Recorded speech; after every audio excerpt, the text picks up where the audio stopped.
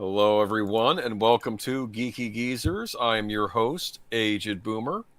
This is my co-host, PaPa Pacelli. Yeah, hello. Yeah, I was having Troy watch the trailer for 8-Bit Christmas, so Yep. we're going to talk about that later. But how's everybody tonight? I'm hearing crickets, but of course they can't talk back. Well, yeah, I mean you gotta then sit and wait while they type. Listen, so, happy Daylight Savings Day to y'all. Okay. Yeah, in theory, we all got an extra hour of sleep. In reality, it just throws us completely off. Farmers. It has nothing to do with the farmers. Every farmer in the country, actually in the northern hemisphere, is going, no, we hate this. Stop it. Cows and chickens can't tell time, you dumbasses. Yeah, whatever. Yeah, probably some nasty farmers. I think they're better than all of us. Okay, anyway, how long am I going to say hi to everybody? Auditor Dread, Team Ghost Planet, welcome. Troy Pacelli, welcome. Oh, wait. I am here, yeah. Okay, I said hi back to you. Big Al Presents, hello. Always good to see you. Let's see. Joshua V, good to see you. Where do you think season 11 Smallville should go? We'll comment on that, actually. That's a good question. Okay. Yeah. I don't know if I missed anybody. I think I'm being extra boomerish tonight. So, anyway, how y'all doing? Like, I think I clicked on the allow pop-ups thing. Do you want pop-ups? And no, you do not want pop-ups. Never. Pop-ups sound lovely. You know, it's like popcorn or corn pops. You know, you always want more. Yeah, you do. Okay, so here we are on this lovely November 7th, a week from Halloween. We got to have much happy revelry last week, and now tonight it's back to the salt mines of right. News. Okay, so anyways, so you didn't ask me what I'm sipping on. What are you sipping on? I'm having Mucho Mango. Mucho Mango. Is that a Snapple flavor? It's Arizona. Oh, okay. No, I'm done with Snapple. Good. Those bastages. They went to plastic bottles, and the packaging is ugly to boot. So those effers, you don't say. You know, that reminds me on The Sopranos when I remember Bobby, the guy used to work for Uncle June, and then he became a 20-minute captain later on. Right. The nicer of the mobsters, right? He goes to someone and says, "Hey, take it easy on the Snapple," he says to his son. Does the son drink all the Snapple when he's out? I don't know. Snapple's a New Jersey thing. Did you know that? I did not, but yeah, Snapple's big in New Jersey. Yeah, let's pray for the people of New Jersey. They came close. Yeah. Anyways, I'm simping on classic Disney shows like Gummy Bears. We're not doing the good old days about classic Disney cartoons. Yeah, no. Starters, I don't think Troy watched them, to be honest with you. Did you watch Darkwing Duck? I saw some Darkwing Duck. I didn't watch it avidly. It's a funny show. Yeah. For its time. Yeah. It really does lampoon But you also have to genre. understand, we used to watch the Disney Channel all the time. Oh, I see. The Shake It Up Chicago and all that stuff. Before anyone knew who Zendaya was, before she was... Wait a minute. You were watching like the Disney sitcom shows? Oh yeah, the Wizards of Waverly Place. I was all over that one. Are you kidding me? I kid you not. I loved that show. Ramona and Beezus, that stuff. Okay, I don't know that one. I don't know who that one is. Sweet Life on Deck. Sweet Life of who's it in Cody? Someone in Cody. And above all of them, head and shoulders above all of them, Phineas and Ferb. Okay. Yeah. See, I'm not familiar with latter Disney. This is very weird. It's you have heard of Phineas and Ferb though, right? I've heard of it. I didn't watch It's 104 days of summer vacation, and school comes along just to end it. So the annual problem to our generation is finding a good way to spend it. I won't go any farther. No, I won't go any further. Is this like that Recess cartoon that they used to have on there? No. Recess cartoon. I don't know any of this stuff. It was a story, and of course the first initial joke is there's 112 days of summer vacation. Where do you go to? 104 days. Yeah, 104 days of summer vacation. Where do you go to school? 104 days of summer vacation. Let me think on this. And then there was the episode, I think it was in the third season. Where that's too much. Yeah, like I think it was like third season where Phineas says to Ferb, "Boy, it just seems like summer vacation's been going on for 3 years." Okay, you know what? No. For future reference, we'll do a thing we'll do a good old days on summer vacation. That might be an interesting good old days. Yeah, but tonight, we're not talking about Kim Possible. All these cartoons that. Yeah, I don't know Kim Possible. You young kids, I didn't watch them all. I mean, I watched some. Sorry, I'm sounding like the old man now. Anyway, like an aged boomer. Okay, this is not cool. Okay. Look. No, that's not what this show is about. It's about being old, crotchety geezers. When I talk to my millennial friends and they're talking about Nickelodeon, they're like, "Oh, the something show about the secret temple." I'm like, I remember that. Temple? Yeah. What are you talking about? And then they were like, talking about Doug, and I watched Doug when it premiered, and I didn't watch it again. That wasn't my Doug was weak. He struck me as a weak, mealy mouth. SOB. I'm sorry. I'm not trying to be mean. Okay, and Team Ghost Planet just completely lost me. She's talking about Timo Supremo and Super Robot Monkey Team Hyperforce. I mean, that's an epic title, but I have no idea what that is. I think that was on something. Maybe that was a Cartoon Network show. You'd have to be on something, wouldn't you? With a name like that. Speaking of people being on something, join Mr. Matchstick, Wolf 10 Media, and I, and maybe another guest for Lupin the Third, The Mystery of Mambo, because the people that made that movie were on something when they made it. But Mambo number 5? No. I'm telling you, Paul Williams is the villain in that movie. It took me. I didn't realize at the time, but the villain is based on Paul Williams from Phantom of Paradise. It has to be. Yeah, you showed it when you showed that to me. I was like, oh, he looks like an anime version of Paul Williams. Okay. Yeah. And then there's the truck from Duel is in it, trying to run it, like all the 70s like iconographies in that movie. Anyway, yeah, I'm off. We're talking about the good old days, okay? And we thought it might go well with the theme tonight about when we're talking about the trailer for 8-Bit Christmas. 8-Bit Christmas is a movie coming out, so I figured we could maybe talk about our. I know you have a story about getting a game console for Christmas, and so do I. I do. Maybe we could each share our story. Now, we may have to go a little bit further back in time for Troy's story. Yeah, because I'm the real old guy here. That's for darn sure. Anyways. Okay. So, guys, real quick, I got to stop the stream and say hi to Big Al. Big Al, you're awesome. We're so glad you're here. We're so glad you could at least be here in the chat. Guys, everybody, have some compassion on Big Al. His computer gave up the ghost last night, and he was not able to stream the rewatch of Willy Wonka and the Chocolate Factory. If he is back up and running by next week, we will try it again next Saturday over on his channel. But in the meantime, maybe we got to start talking about maybe taking up a collection for Al to get a new computer. We really do, Hey. Yeah, like a GoFundMe or whatever they call it, I could have hopped in on Saturday and had us do a rewatch of The Evil 2. There was an Evil 2? I'm messing with you. There's a sequel to that? I mean, Evil 2. I have seen worse movies, don't get me wrong. It could have some 80s teenagers in it, right? And they could show up at the house or something.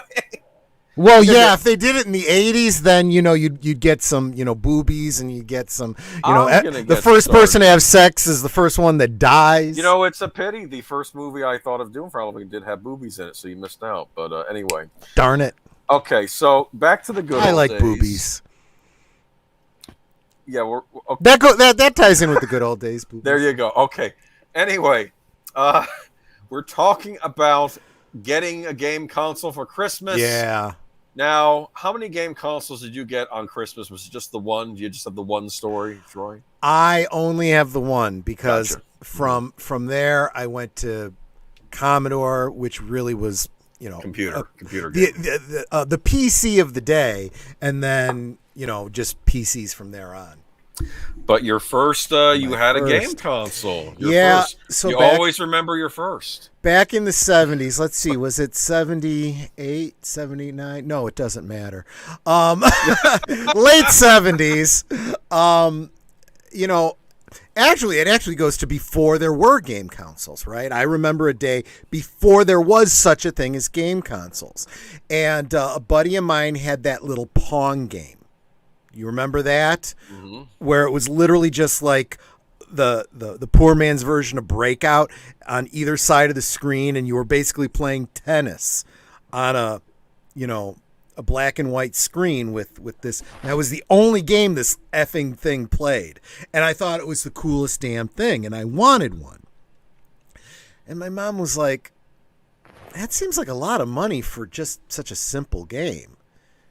And I kind of saw her point, and it was the kind of game you had to have a friend to play with, so what was the point in me having it? I could just go over to David's house and play it. But then, that's when there was the rise of the video games at the arcades and whatnot, and at the lunch counters and whatnot. And they had Pac-Man, and they had the one that Space Invader was the big one, right?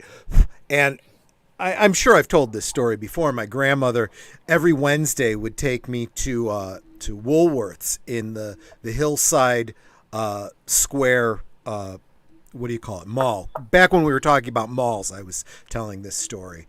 And we'd go and we'd get a bacon, lettuce, and tomato sandwich, and then she'd give me quarters to go play Donkey Kong or Missile Command or whatever. Asteroids was the other one. Yeah, big one. But it started with Space Invaders. And what was really frustrating, I was pretty young at the time. I was like, 8, 9 years old at the time. And the bigger kids were there with their quarters lined up on the screen. So as soon as they finished, they'd drop in another quarter. I'd be like, oh, man. And then I wouldn't get to play, right? But the rare time that I'd be able to get in and get my quarter in, I'd play, and I was done. And Grandma would be like, you want another quarter? I'm like, no, that's okay. I played, And I'm like, I really wish, I could get this game at home. Well, then Atari 2600 comes out, right? And they have the adverts for it.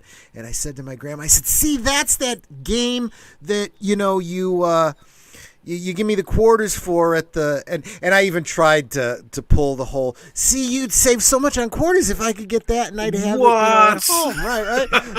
Of course, the math doesn't work out, right? Because it was hundreds of dollars. That was an expensive, and back in the 70s, that was really that was expensive. A lot of money back then. I said, yeah. But the upside is, then I could have Space Invaders, I could have Pac-Man, I could have Donkey Kong, Missile Command, Asteroids. I could have them all, and not even have to play them. And it's true, you really could play those games at home. Well, they weren't exactly the same, but they were pretty darn close. And I remember I talked about it all the time for like 6 months. Come to find out that my grandmother talked to my mother about it. I was not a part of this conversation. I didn't find out till years later.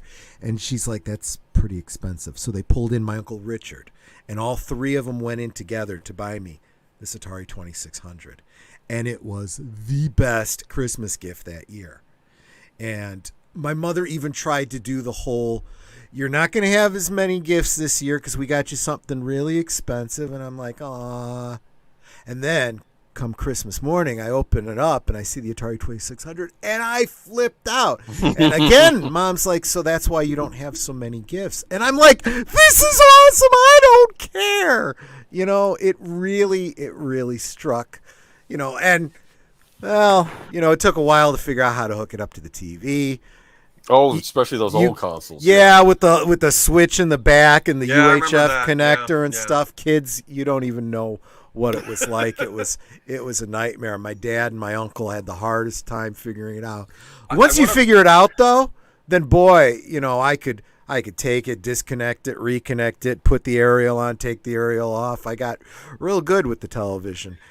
This wasn't even like a coaxial hookup. This was before that. You had to get a coaxial adapter. In fact, it was because coaxial was common for the thing. And you had these two little fork hooks that had to go into two screws, and if you put your thumb between those two screws and you were sweating it all, you could feel the electricity going through your thumb. Hey, I remember that. Yep. But and then sometimes you'd have to like jiggle it just to get the reception to be just right. But that was Atari. Correct me if I'm wrong. Didn't the Atari 2600 have a black and white mode switch on it too? If you were playing on a black and white TV, like a grayscale. I have to admit, I don't even know. I believe it did, I didn't. Because think about you're a kid in like late 70s. If you're lucky, you get a hand-me-down black and white TV. Okay, color TV? Are you kidding me? I did have it hooked up to the main TV in the front room. Right. Usually it's doing the family living which room, was color, right? Especially through Christmas and my birthday and so forth. And then eventually when I realized my playtime was seriously hampered by the fact that my dad had sports he had to watch.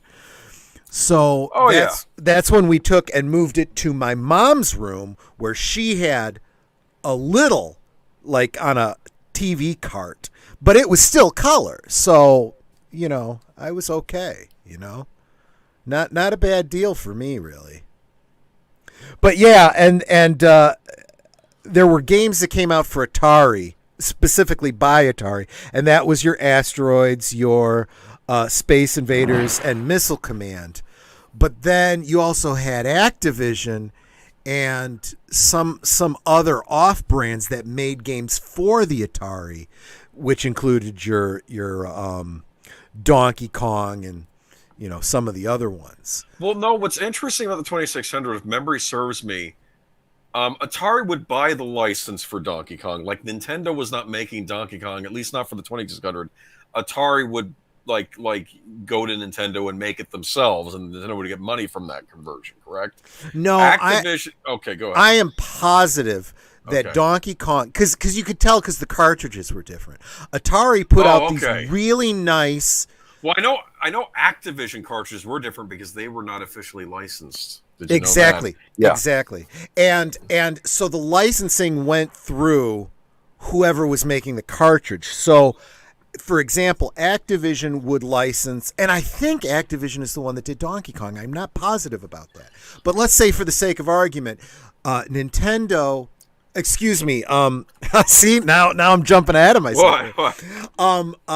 Activision would license Donkey Kong from whatever company it was in Japan that owned it.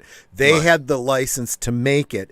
They were using the proprietary coding or whatever for Atari 2600, and then I don't remember which way the license went. Would Atari license it from Nintendo, from Activision, or was it the other way around?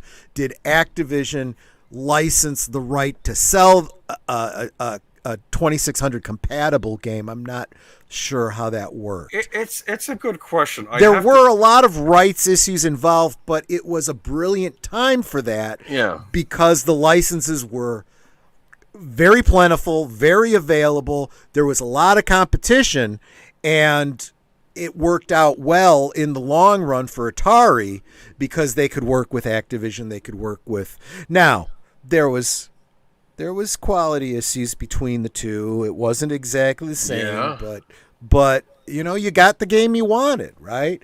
And was it as good as the arcade? Maybe not, but it was close. It was close. It depends. I heard that the 2600 version of Pac-Man is notorious for being absolute dog shit. I'm not trying to be excuse my French. Yeah, if you're comparing it to the arcade game, yeah. The Miss Pac-Man, it was good for what it was. The Miss Pac-Man was actually much better from what I heard. It was. One of the things that annoys me about going back and trying to play these old Atari games is that they're always the Atari branded ones, not some of the other third-party games. Like, I would like to actually try out the Atari 2600 version of one of my favorite arcade games, Wizard of War, because I used to have that on my Atari 800 computer, and it looked like the 2600 version was pretty close. I mean, I have to be honest with you, 2600, even for its time, was not. You weren't getting what you got in the arcade, you definitely were not, unless it was a very, very simple game. I mean, your Space Invaders and Asteroids were pretty darn close. I'm trying to think. Centipede. I think Centipede worked. Missile Command, I think, worked because that was that was kind of blocky too. But of course, you also had the difference of the fact that you were definitely using a joystick. You didn't get the trackball for things like. Oh, but they did have paddles for it, didn't they? Paddles were not for up and down, left and right. It was just back and forth. I see. So you could use the paddles for like racing games. And they had some really interesting racing games where you'd be like side by side. The paddles were for 2-player type games. Do you know what they say is a good substitute for paddles? I think if you're on a computer, is using a mouse. That works kind well of. With that sort of actually, a mouse was actually good for a substitute for the trackball. Yeah, that's what I'm thinking of. Yeah. But yeah, I have to tell you though, like I said, we had. What was your console? Okay, because you didn't have a 2600. You came along a little later. I did not. We didn't really. My brother had an Odyssey. That was the competitor. And then later on, we got an Atari 800 computer, which was sort of like the competition for the Commodore 64. Very similar type of computer. You know, it's like comparing. You know, like. Before we go on, I did think of something because I saw something that Team Ghost Planet said. What? She said that Atari had the Texas Chainsaw Massacre game. Atari had the license to do a lot of movie tie-in games, and honestly, they were pretty much all shit. They really were. There was an E.T. game. There was a Superman game. There was an Indiana Jones game, and they all sucked. They really did. Third-party game. I'm going to get into that when I'm talking about the thing I'm going to talk about in a minute. Yeah, usually movie license games, a lot of them tend to be crap. Yep. But I'll talk to you about a little bit about me. I did not have really access to console gaming when I was a kid. We got an Atari 800 computer, which I would argue had vastly superior game experiences to what you might get on an Atari 2600. Probably. It would take cartridges, and the cartridges were pretty good. The sound was good on them. The graphics were pretty. I had Deluxe Invaders, which was basically short for Deluxe Space Invaders, and then there were other games available. I had Dig Dug for the Atari 800 computer, and then there were these floppy disk games you could get, like text adventures, like Zork and Hitchhiker's Guide to the Galaxy, stuff like that, and even stuff with graphics. After the Atari, my dad got an IBM PC compatible. That was going to be the replacement computer, and we tried getting games for it, and they never ran properly because. Well, what we know now is when you have a computer, you need a nice graphics chip, you need a nice sound chip. If you go no frills, your games are going to be no frills and probably not work. I remember one time my brother bought Dungeons & Dragons Pool of Radiance for the computer, and that thing wouldn't work at all, okay? Around the same time, I think I'm in the 6th grade, right? Okay, and this is when I first start hearing about a game console called the Nintendo. And all the boys are talking about the NES. Okay, I don't know Nintendo from a hole in the wall, all right? Sure.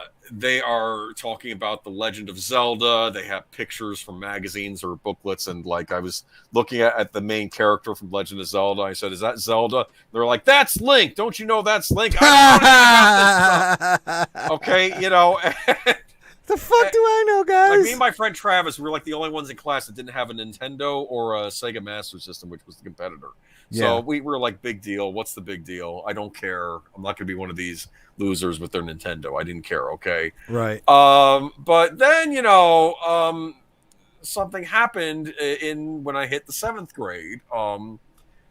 My parents actually got us a Nintendo Entertainment System, and I was actually kind of shocked by that for Christmas. It was for my brother and myself. And my brother even tried making a joke, like saying, like before Christmas, oh, they said they were thinking about getting us an NES, but I told them you weren't interested. That sounds like the kind of thing a brother would say. A bigger brother would do, yeah. But anyway, so we get this, so I got the NES, and I got a game. We each got a game with it. Okay, I got Castlevania 2 Simon's Quest, and he got Fester's Quest. Okay, Fester's and Quest, is that an Addams Family related thing? it's an Addams Family game. It even has the Addams Family theme when you turn it on. Okay, this was in '89, Christmas of '89. And I was actually rather late to the party on the Nintendo, but I remember playing Castlevania 2 Simon's Quest, and my friend Travis, the other kid that didn't have he was mainly PC as well. He came over. We played it kind of over the Christmas break. And the cool thing is you get to run through the Castlevania countryside, picking up clues and items and trying to find the 7 pieces of Dracula so you can reassemble him and kill him for good this time. Or, there's nonsense. If you ever watch the Angry Video Game Nerd, if you've heard of him, yeah. His first review ever was for Castlevania 2 Simon's Quest, and he tears it apart. But for the time, it was pretty neat, okay? Because I'm going into these medieval towns, and you know.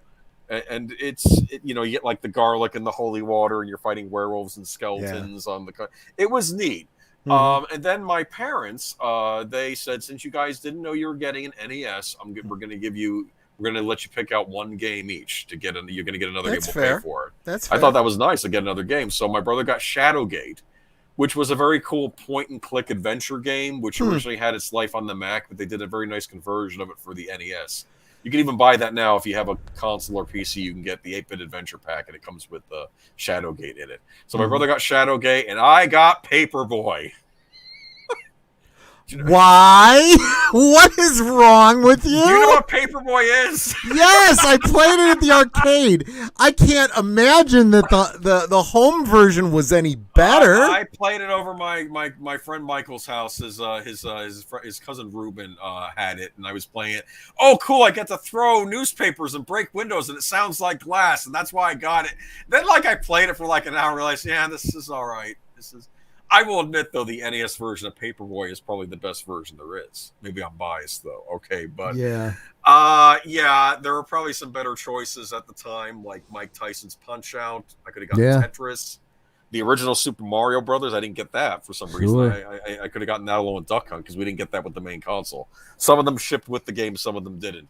And I'm trying to think. And after that, I kept trying to save my money up for a NES game, but those were $50. Yeah. And let me tell you something. When you're a kid, okay, and if you're lucky, I don't know what my allowance was at that point. Was it $3, $6? It was, a week, and you got to save that up. And I would buy some of the less expensive NES games, like I got Q*bert.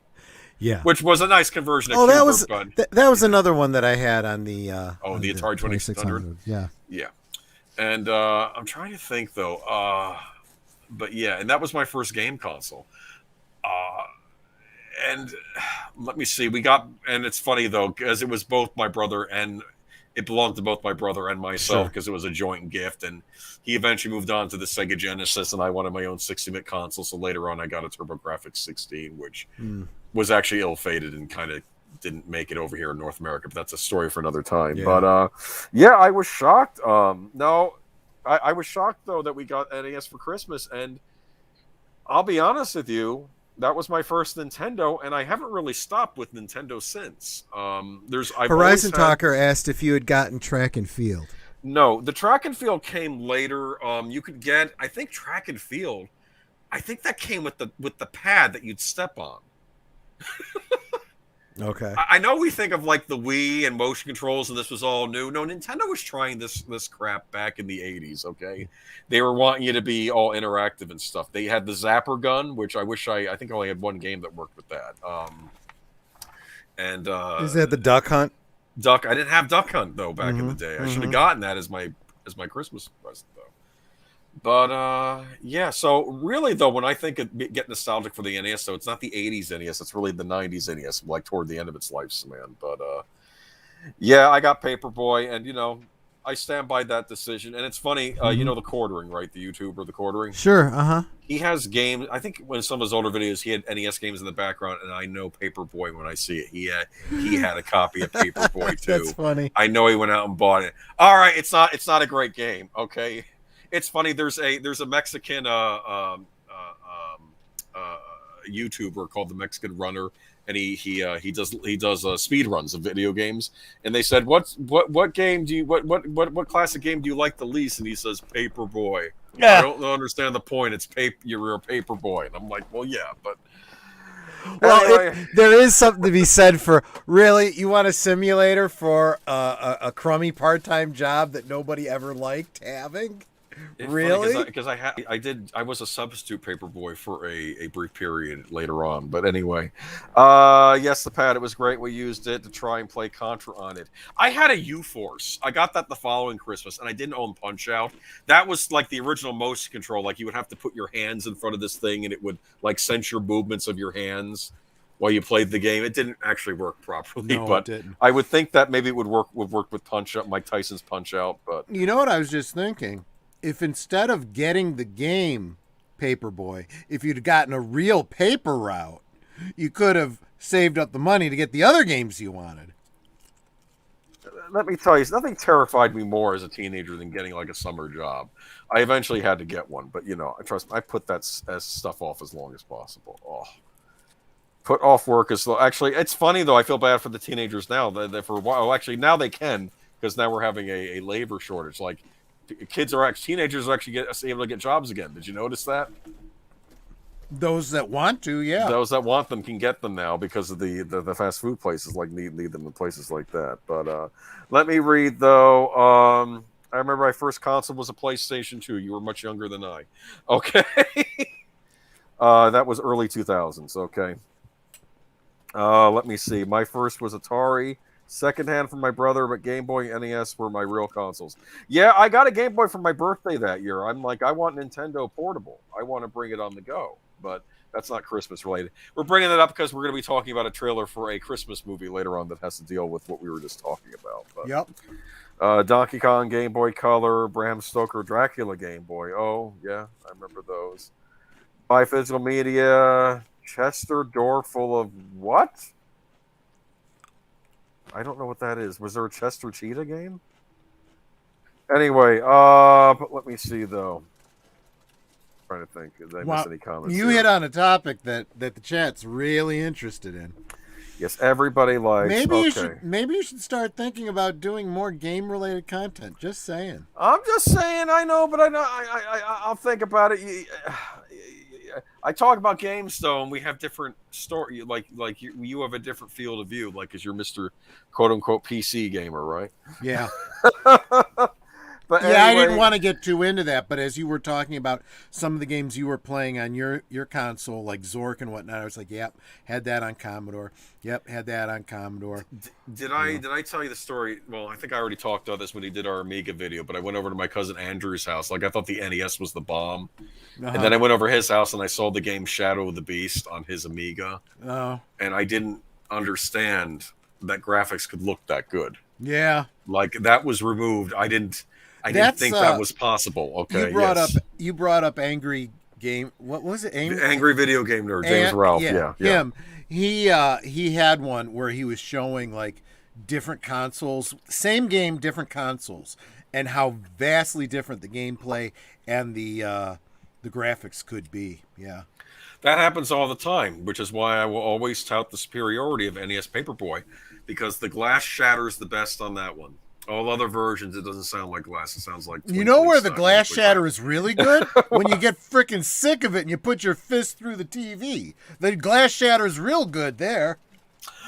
Oh, Angry Video Game Nerd did a review of Paperboy. You know what he did? He's throwing papers at windows. You can't he's throwing papers at windows. You can't break a window with a paper like that. And he brings a window out and he keeps chucking rolled up newspapers at it. Nothing's happened. Then it finally breaks and he's like, which I thought was funny. But, he is funny. He is very funny. Anyways. But NES, I do cherish it, and the Batman game that came out for it is amazing. Yeah, I did see, but see, he did something on that too, and apparently that game had a feature built into it where if you were to stoop down or something like that, it automatically killed you for some reason. It was really? Like a suicide glitch or something. Yeah, I don't remember. I don't know if it was that one or the follow-up. Yeah, because The NES Batman though has the greatest ending though, because it sort of follows the movie plot line, except you're fighting a paramilitary group working for the Joker, and, Oh, yeah. and robots and machinery, and then you fight like Killer Moth and Firefly, and then you finally get up to the Joker, the Jack Nicholson Joker, right? And you beat him. And the end of the game is this: you're on top of the cathedral, right? Like at the end of the movie, and Batman says, "Joker, you killed my parents. Now you'll dance with the devil in the pale moonlight." And Batman punches him, and off the cathedral he goes, and you see. Wow. Like, I don't know if the Japanese misinterpreted the ending of the movie or if they just said, "Nah, Batman's got to kill the bad guy." It's like, oh. And that is a pretty anime kind of ending. Gaming with Boomer, Troy Pacelli have a figure segment. Collecting with PaPa Pacelli. Well, that is sort of like our two areas. Like Troy's with the action figures. I'm with the games. In fact, I'll say this: a lot of games too, you're kind of playing as an action figure, fighting other action figures. If you think about it, that is true. You know, that's in sort of fact, how it's I have seen an idea that some companies have had that they've never really fully formed out. Is the the option you buy a character like a figure, and then you got a code or a chip or whatever, and then you can play that character in the game. But I've never seen it really taken to the degree where it actually took off, But it's a good idea. Disney had tried it. Warner Brothers tried with their Lego sets. I know Activision had their thing, but oh yeah, Batman was oddly colored purple to make him stand out from the background. Yeah, because it's all dark backgrounds. In the follow-up game they did, which technically wasn't a sequel, but it was done by the same people. It was based more on the comic book Batman of the time, so he was in the traditional like blue and gray outfit. Okay, but yeah.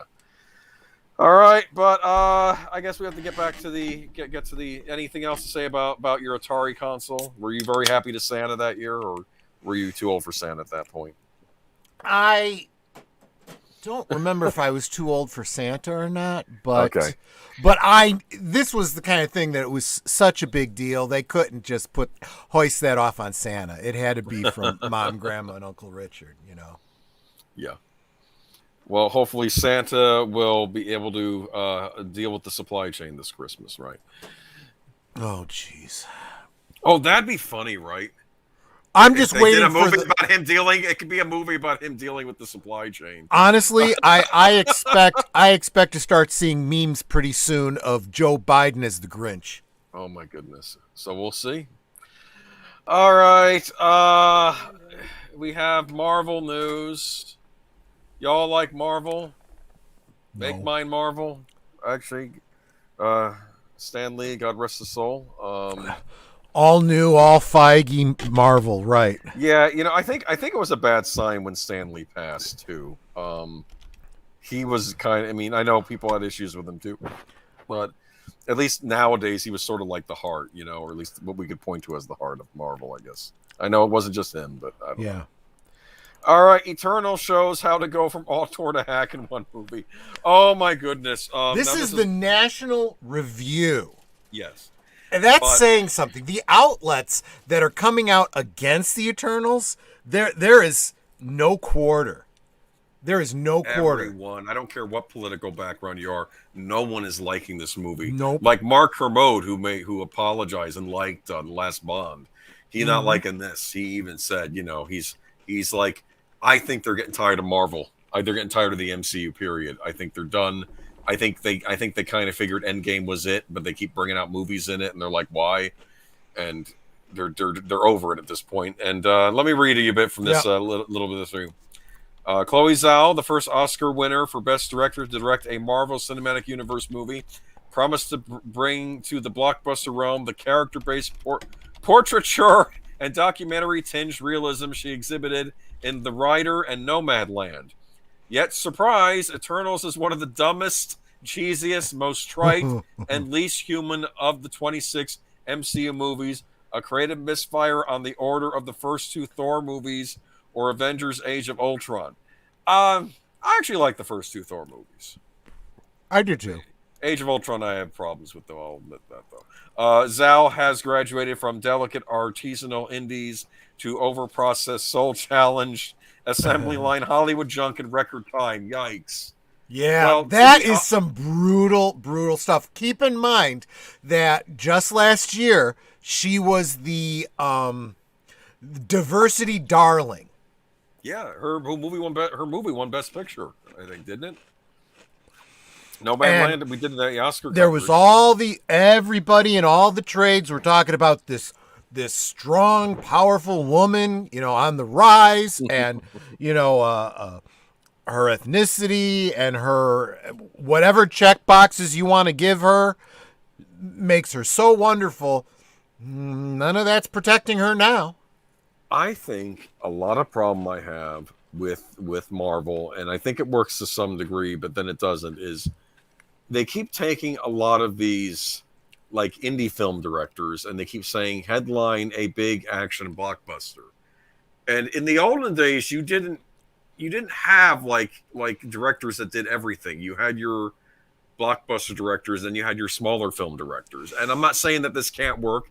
Jon Favreau started with Swingers, okay, a little indie darling, which I do love a lot, and he of course went on to make these types of pictures. But I'm sorry, I don't know. I think they're thinking that you direct a successful drama movie, let's stick you in front of a Marvel movie, and I think they figure, well, all the effects and action sequences, those are different teams doing that. Well, stuff, right? and this goes to Cameron Pasha is the guy who really has his thumb on the pulse of what's going on in the industry, and he's pointed to so many things that are very clearly telling us all that the get woke thing is done. It's over.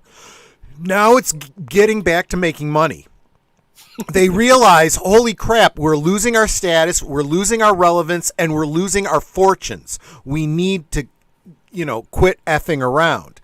On a side note, I do want to kind of take a tangent here because I just noticed Horizon Talker's post here. And Horizon Talker, if you could write the whole parody that well, I will record it and make a video, and I will credit you on it, and I'll share it with Midnight's Edge. You're a mean one, Mr. Biden. You were really made of steel. You're as sleepy as a Snorlax. You will creepily cop a feel, Mr. Biden. I wouldn't vote for you if you were the last man on the ballot. I'd have to practice it, but I think I could really make that work. If you can put together all the lyrics, I would be happy to. Let's make that happen for the Christmas season. That'd be funny. Yeah. All right, so let's see. Eternals is a second-rate X-Men retread about a squadron of godlike beings who have secretly been here with us on Earth throughout human history, but take a hands-off approach to all of our conflicts. Though they have an ongoing battle with a silly-looking race of monsters called deviants. These are essentially dinosaurs made out of tree roots and look like crafts project your 9-year-old brought home from summer camp. Despite all of the roaring and biting, they were about as scary as shrubbery. Yikes. I have to say, too, this whole concept that they were sitting it out, it really bothers me. And maybe there's a good reason for it in the movie, but I think of a movie like Wonder Woman, when the whole thing about Wonder Woman was, and to be fair, they even did this on the Justice League cartoon. It wasn't about World War II, but, she sees all the bad stuff happening. She says, I can't just stay here on my island and not interfere. I'm going to interfere. Right. I mean, a lot of our favorite heroes have been characters that interfere. The Doctor, on Doctor Who, interferes. That he was going against the whole Time Lord. And that's basically what being a hero is. And that's what a lot of people are kind of pointing to. It's like, well, it's really hard for us to care about these characters as heroes, especially new heroes going into the new era of Marvel, when we don't see them as heroes. We see them as, asleep at the wheel. We see them as Biden analogs here, I have to say, I don't know. I don't know who this movie is for. Is it for fans of the Eternals comics? Are there fans of the Eternals comics? Because I don't know any comic book fan that screams about. No, it's cool absolutely not. Because as everyone who's pointing out, if this was for the fans, then they would have been honoring Jack Kirby. And they clearly did not. They did everything to make this not Jack Kirby. This is not Thor Ragnarok. Yeah. Thor Ragnarok did a great job of honoring Jack Kirby. This does not. I'm trying to think though. Yeah, like they I know they gender swap characters, race swap characters. It seems all over the place. You know, I mean, it's something Young Rip often talks about. I don't know. Yeah, Horizon Talker actually puts it very, very well. James T. Kirk did not prime the directives very well. It's one of the reasons he's such a beloved captain. Yeah, because that's just it. You know, there's a reason there. Even look at your own jobs, right? Can your job be done by a machine? If not, there's a reason that a human being is there. And if you are not engaged in thinking, you should not be in that job. And that's kind of what we're looking at with heroes too, right? I mean, if a machine could do it, if a monkey could do it, if, you know, whatever. I don't know.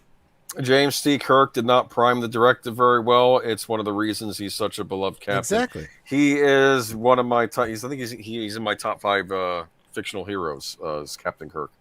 But yeah, I don't know. Let's move on. Rotten Tomatoes, it's not so good.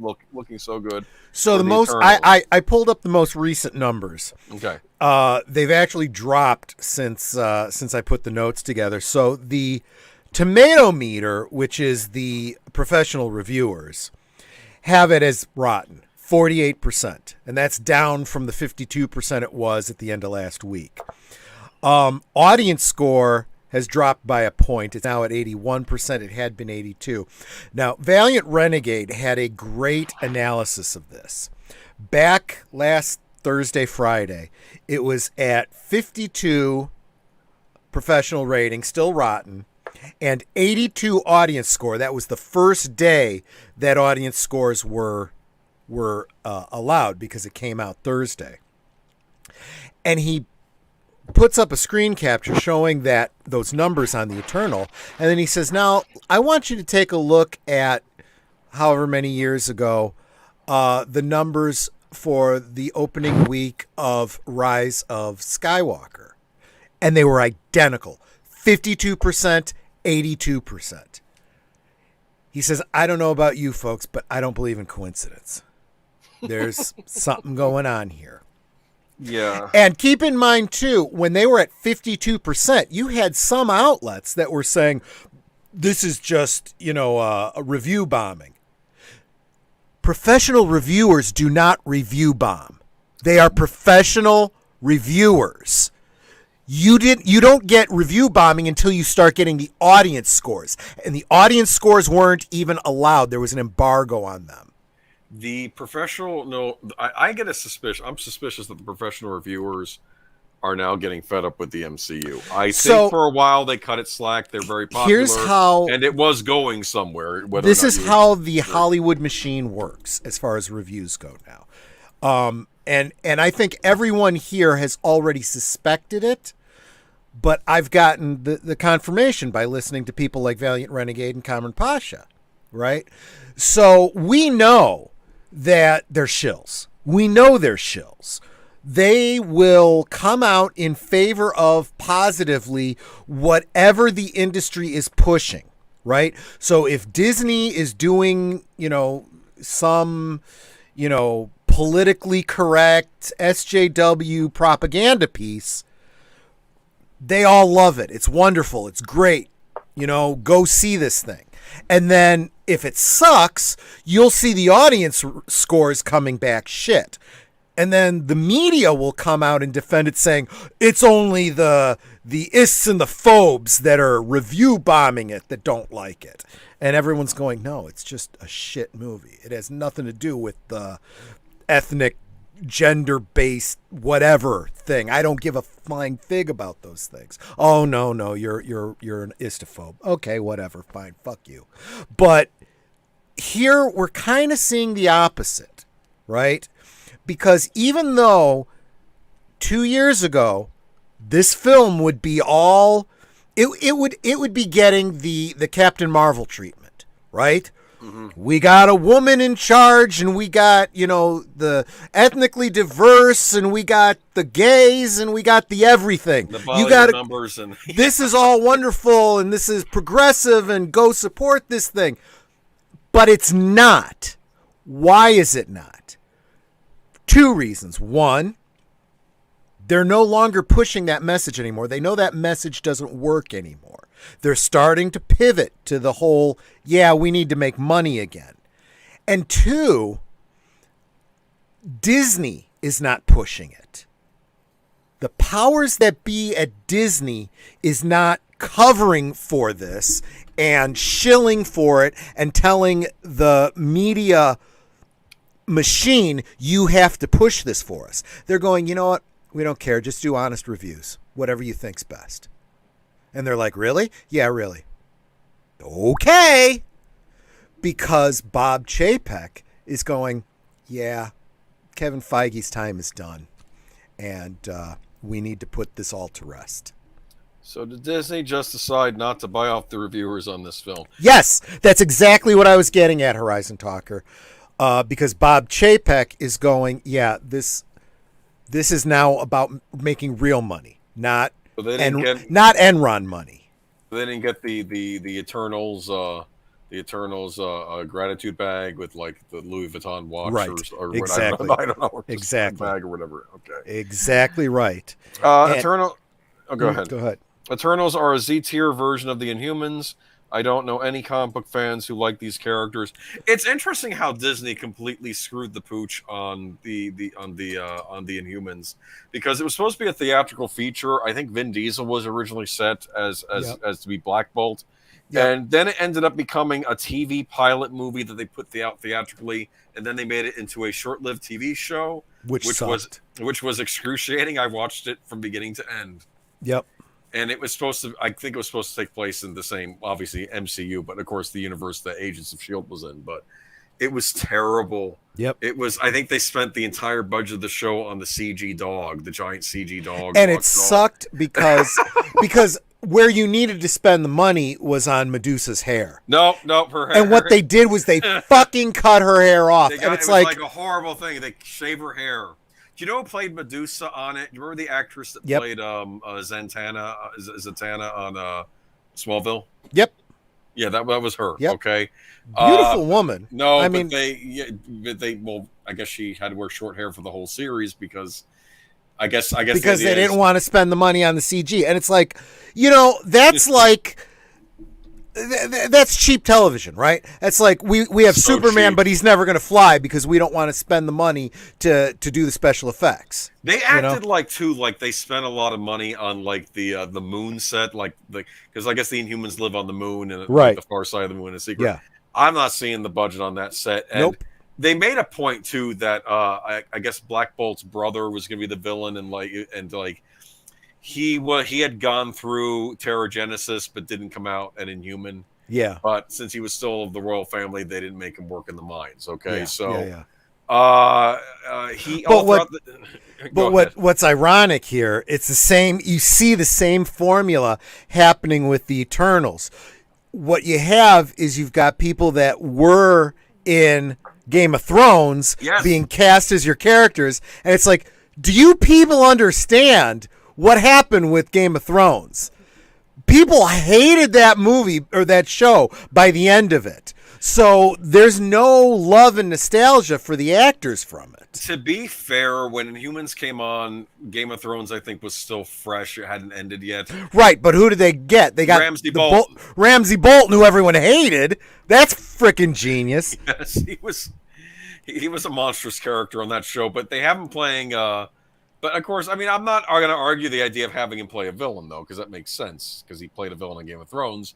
Right. And anyway, I just want to make a point, though. The whole season, he's wanting to go through Terrigenesis again. And as you know, you can't go through Terrigenesis again, okay? You can only go through it once, otherwise, who knows what might happen. And I thought the idea was he was going to go through Terrigenesis again. He was going to turn into this big, horrible monster, and all the Inhumans were going to have to fight him, and it was going to be this big thing. And then he just doesn't end up going through it because I guess the machine gets damaged and he gets walled in somewhere.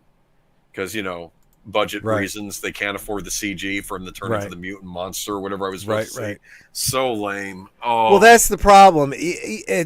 What do we always say? Shit or get off the pot. If you're not willing to put the energy into this thing, then don't even bother doing it. You know, and it tanked. It failed, and now they're doing the exact same thing with Eternals, and there is no safety net for them, and there's no safety net for Kevin Feige. This was the prediction that Cameron Pasha made last week. He said in 2022, one of two things is going to happen. In 2022, he is going to retire and say, I want to go on to do other things. If he doesn't do that, then watch for him to get Me Too'd in 2023. You know, that seems to be the go-to thing, and it's starting to get old real quick. Like, for instance, I did not like a certain governor of New York, but I feel how they got rid of him, that wasn't what they should have gotten rid of him on. I mean, he did the whole thing with the old folks' home, which I think was more of an important It makes thing. as much sense as getting rid of Al Capone, not because of all the murders that he was responsible for, but for tax evasion. Yeah. No, we're not going to, investigate the fact that you were responsible for, hundreds and hundreds of old people dying. No. You touched a girl inappropriately. You're going down. Yeah.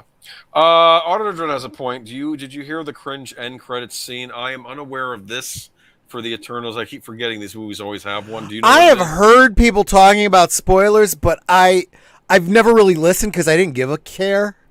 I heard there was something about Blade maybe or something. Oh. I don't see what the freaking connection is between the Eternals and Blade. I don't know. Maybe the Eternals are responsible for vampires or something. I don't know. That doesn't make any sense given the context of the origin for Blade. But I just don't care. I just don't care about anything that Marvel is doing. We don't want to spoil it for those in the chat who were listening, who are about to rush out and go see the Eternals and don't want to have that spoiled for them, right? Actually, we do. For the sake of our listeners who we care about, we want to ruin everything to save you the time and money that you can't get back again. I'm just saying, anyway, let's move on. I want to read this last article, okay? Chloe Zhao's Eternals may have trouble reaching $70 million in its domestic box office debut after earning a mediocre B cinema score for moviegoers. It seems like it's in fairness, however, I'm looking at the current numbers, and it did hit 71 million even. Do people just have like a Pavlovian response at this point to Marvel? They just go out and see if it says Marvel on it. They go out and see it. In part, yes. You still have the momentum. There is momentum still for Marvel. Everyone wants to love it. And they will go opening week. They will see it. They will be disappointed. And then you see like 60% drop off in the second week. You see it consistently. But here's the other thing too. There's nothing else out there. This is the perfect time to put out shit movies. If you're the only game in town and people want to go to the cinema, they're going to pay to see your shit movie because that's all there is. I'll tell you though, we got Salma Hayek's in this. Who does she play? I don't know anything about this movie. I don't know. Well, all I know is that when the tickets went on sale for Eternals, it was the same day that the tickets went on sale for Ghostbusters Afterlife. So I got my advance tickets already. I'm spending my money on what I know I'm going to like, not, bullshit I know I'm not going to like. Everyone's excited about it. He said it wasn't Blade. Not would have been something. He won't spoil. Let's just say I don't know who would have been excited on introducing this problematic character. Well, if it's worse than Captain Marvel, I don't know. Okay. So Eternals is looking at currently a worldwide box office of $161.7 million. Honestly, that's the high point. I see this dropping off significantly this next week. It's gonna lose money. It is already being hailed as an underperformer. on top of all the other failures for the past year or two for Kevin Feige, this hurts. This hurts big time. Fun fact, Gene Simmons was a huge fan of the Inhumans. They're based on his Demon Kiss persona. I didn't know that. I'm Black Bolt with the armorings. Okay. That makes sense. I know that Kiss had a comic book for a while. Was it with Marvel or was it with... I think it was with Marvel, wasn't it? Got me, I don't know. Probably. Okay. I wouldn't be surprised. It does seem like a Marvel-ish type of... Yeah. So you're going to catch the Inhumans maybe after Ghostbusters, right? Double features, eh? Huh? Yeah, and monkeys might fly out of my butt too. Hey, you know what? You're very. It's all about the sense and the sounds and the fragrances. I'll go watch Dune again for that. You know what? I kept thinking too. If Disney should have like marketed this as like a Dune-like movie, right? You know. That's definitely how it came off. And Dune is great if you're making Dune. Dune is not great if you're doing the next installment of the MCU. Captain Rogers. They called Iron Man, but they called Captain America Captain Rogers because, of course, there's another Captain America now. I can't get over that from that first trailer. Well, that doesn't win you any prizes with anybody. All that does is lose you more money. Okay, well, speaking of other Disney-produced movies, now we move over to Lucasfilm. Mm-hmm. Indiana Jones 5 crew member found dead on location in Morocco. So let me hear this. Okay. Let me, pepper this in advance with whatever happened. It's tragic. Okay, I mean, there is no one who is happy when someone dies. If you are, you're just a monster. And, we wish, all prayers and blessings to his family. Yeah. But it is another nail in the coffin of Indiana Jones 5. This has been an incredibly troubled production. I noticed that productions are always troubled when there's certain someone is involved in these productions. Well, it does come down to leadership, doesn't it? I mean, yeah. If you're managing your property correctly, I was a little floored this one thing. I mean, if we don't know what the cause of death was, but everything that I'm seeing implies it was natural causes, usually heart attack, right? So there is nothing that the producers of Indiana Jones 5 could have done differently that could change that outcome. This man would have died either way. But then it would have been the only problem this thing has had. In fact, it would have happened after they'd already finished Indiana Jones because it would have already been done last year. I had thought that the production had wrapped up. Maybe I misread that. It did until they moved it out another year to do reshoots. And this is a common thread with movies produced by Kathleen Kennedy, and yes, I don't understand. I grew up with old Hollywood of the 80s, even beforehand. Shooting schedules were very tight. You get this out, and if it's a bad film, it's a bad film, but you got things out. I don't know what is going on with this. You have Rogue One apparently went through. The original cut of that movie is supposed to be completely different than what we got. They had to do a bunch of reshoots for that. For all I know, it was a better movie. I don't know. Same was true with the sequel trilogy as well. Every single one of those movies cost twice as much as it should have because of the rewrites and the reshoots. They could have made 2 and 3 movies for the time, money, and effort that went into any one of those films. And that is the biggest problem. The Raylos want to tell you, well, look, it made this much money. Do you understand that is still a loss because of the way the budget works? You just don't understand. And I keep telling people, too, I don't even care what the box office is because the real money is made in the toy aisle. It always has been. Do you think that the Mandalorian seasons went through tons and tons of rewrites and reshoots? Nope. I think they just got those out. Okay, In fact, they came in way under budget because they didn't have to be shot on location. The technology they were using to film those brought the production costs way down. For something that would normally be a CG heavy, After Effects, fix it in post type of situation, it was all done in camera for way under budget. And then what happened? Okay, I mean, you could argue how much revenue that brought them or lost them for Disney Plus, but that again is not where the money is. The money is in the Grogu figures and the Mandalorian figures and the posters and the lunch boxes and the ships and the toys and those and the HasLab and all that stuff. Yes. Anyway, yes. Tragedy has. I'll read from the article. Tragedy struck the Morocco production of Indiana Jones 5. Reportedly, camera department crew member Nick Kupak was found dead in his nearby hotel room in Fez, with Walt Disney Studios confirming the news on Thursday. Cause of death wasn't stated, but the 54-year-old is reportedly thought to have died of natural causes. Our hearts go out to the family and friends of Nick Kupak, an apparently talented colleague and member of the film community who will be greatly missed, a Disney rep told the New York Post, noting that his passing wasn't directly related to the shoot. His sudden passing was not production related.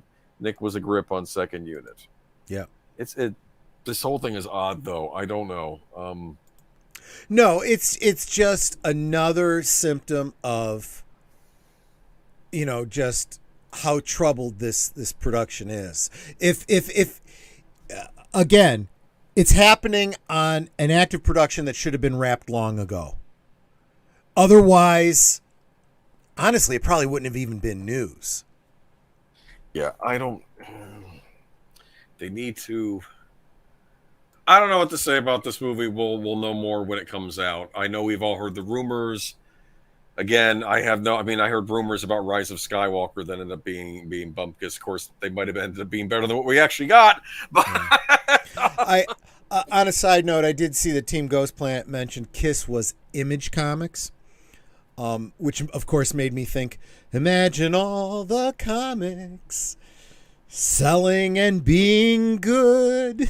Yeah, well, that's a fantasy, much like May say I'm a dreamer. Yeah, it's a dream now. It is. It really is. You know what's a dream? I'll talk about this at some point. Getting a new game console this Christmas. You can forget that.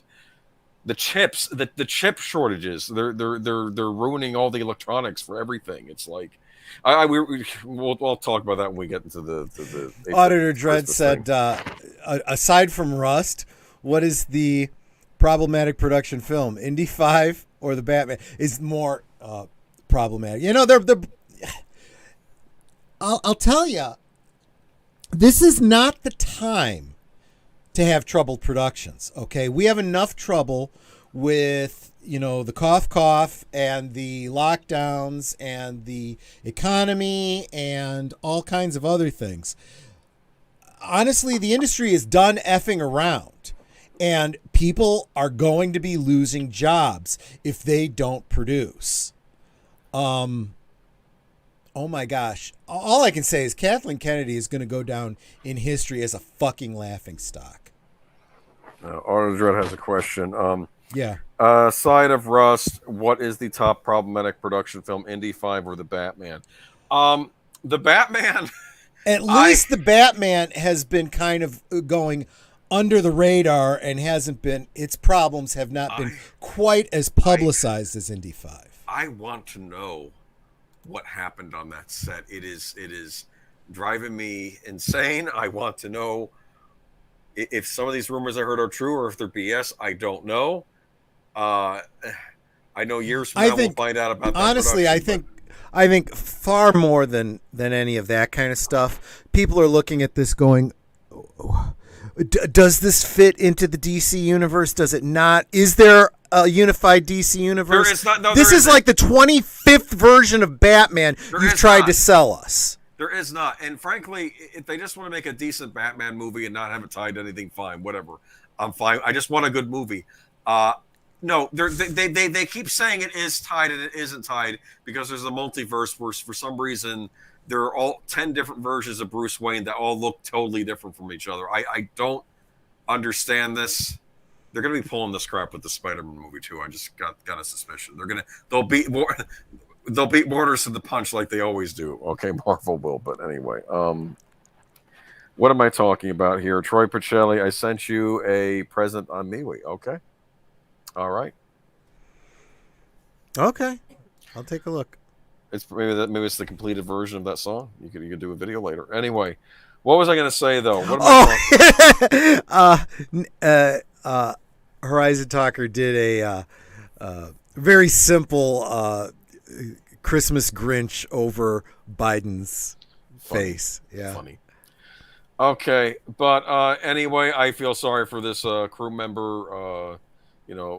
Thoughts and prayers go out to him and his family. I hope you hope you left people behind that loved you. But okay, that's kind of, I don't know. Would you have anything left to say on that? Nope, not at all. Okay. Mickelson told. Oh wait, here's a quote from Mads Mickelson. I'm very, very excited. I rewatched Raiders of the Lost Ark the other day. It's so well done and so charming, and it's such great storytelling. Mickelson told Collider earlier this year. Charming? I don't know. I guess. I don't think of charming when I think of an Indiana Jones movie, but maybe I'm just. Maybe it is. I don't know. Charming. That's just an odd word. Okay, let's move on. I'm getting tongue tied here. Oh, speaking of Rust, this is a reaction to the Rust tragedy. Okay. Mm-hmm, mm-hmm. We'll ignore that big thing in bold that Troy put in the notes. Fine. We can say it after I read from the article. Okay. You're gonna say whatever it is anyway. Absolutely, okay. I am. Now, come on. Changes are coming to Hollywood sets near you in response to what we saw happen recently, what we heard recently on the set of Rust that we were covering a couple weeks back. All right. Let's see. Dwayne Johnson pledges to stop using real guns on his productions following Rust tragedy. Okay, that's actually a nice, concise headline. I have to give them points. Good Friday. Okay. Not that I give a shit about China, Dwayne, but whatever. Let's go on. Okay. Dwayne Johnson's new movie for Netflix, Red Notice, stars 3 of the biggest celebrities on the planet: Johnson, Ryan Reynolds, and Gail Gadot. Yep. Gadot. Nope, she goes by Gadot. It is Gadot.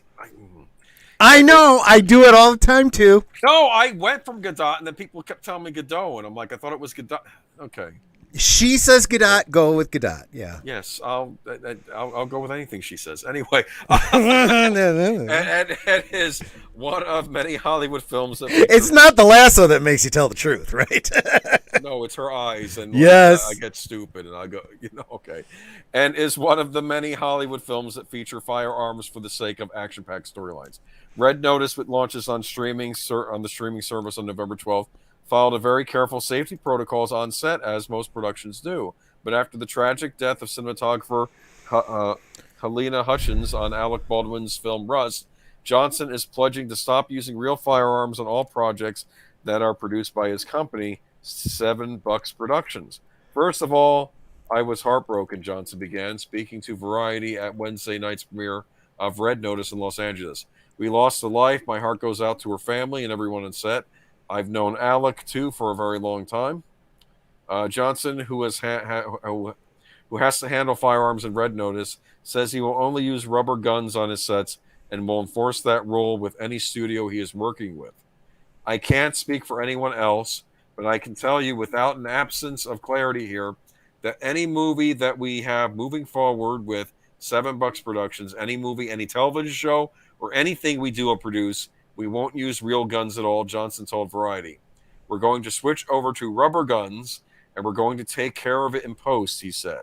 We're not going to worry about the dollars. We won't worry about what it costs. Johnson recalled that after news broke confirming Hutchins had died on the Rust set, he was on phone with his team within a couple hours to discuss what changes his company needed to make in order to ensure complete safety moving forward. I love the movie business, Johnson said. There are safety protocols and measures that we have always taken in the movie business and we take very seriously. And these sets are safe sets and we're proud of that. But accidents do happen.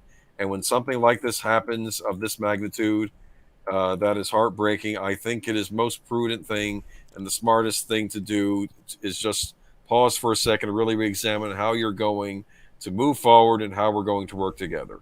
Any movie we do that $7 does with any studio, the rule is we're not going to use real guns. That's it. He continued. All right. Rubber guns. Yeah. Has any movie ever used these before? That's my big question. So, yeah, we've learned quite a bit about how the industry works as far as guns go. And yes, true prop guns do exist. When Superman takes the gun away from the bad guy and breaks it in his hand, that is a prop gun. It's never been intended to fire. It couldn't. It's made out of rubber. It's made out of plastic. It breaks apart in your hand, right? Those are also the stunt weapons that are used for, when you're running and jumping and throwing stuff and, not actually firing the shots. When you do close-ups, when you fire the weapon and you're firing a blank, you're essentially using a real gun. There are a lot of protocols in place so that you never have to worry about, it firing something out of it, but there are still safety concerns with, as we've talked about before, with blanks, okay? So when I hear what Dwayne the Dingbat Johnson is saying here, it's the same kind of mentality as all the fucking gun grabbers in the Democratic Party, okay, who think that every time someone gets shot with a gun, we can invent new laws to prevent that from happening.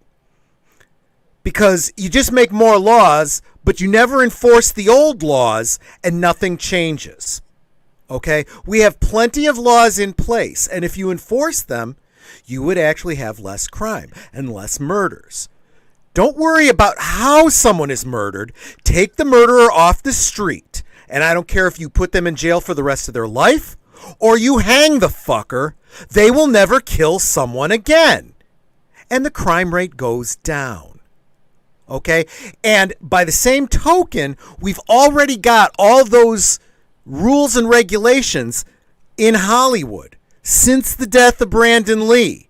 This is why no one's died in the past 30 years, because we have had such good regulations and safety measures and measures upon measures, and everyone taking it seriously. As soon as you have someone acting stupid, people die. And that's going to happen with guns. That's going to happen with scaffolding above your heads. That's going to happen with anything. With the cars that you drive. Is he not ever going to be in a movie that has working cars either?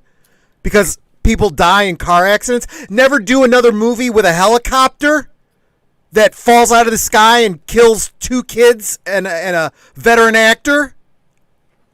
Fuck you, Rock. Seriously. You disingenuous piece of shit, virtue signaling asshole. Anyways, yes, but so you were focusing on. I'm sorry. I should really say what I mean. I shouldn't hold back. Anyways, my point is though, is this going to even look real when they have these rubber guns in movies? He's talking about we'll fix it in post. Well, what do we care if it looks real? They can't even write stories that seem real or are even good. I don't know. I think this is a bit of a leap. They could at least have tried it first and see if the audience noticed.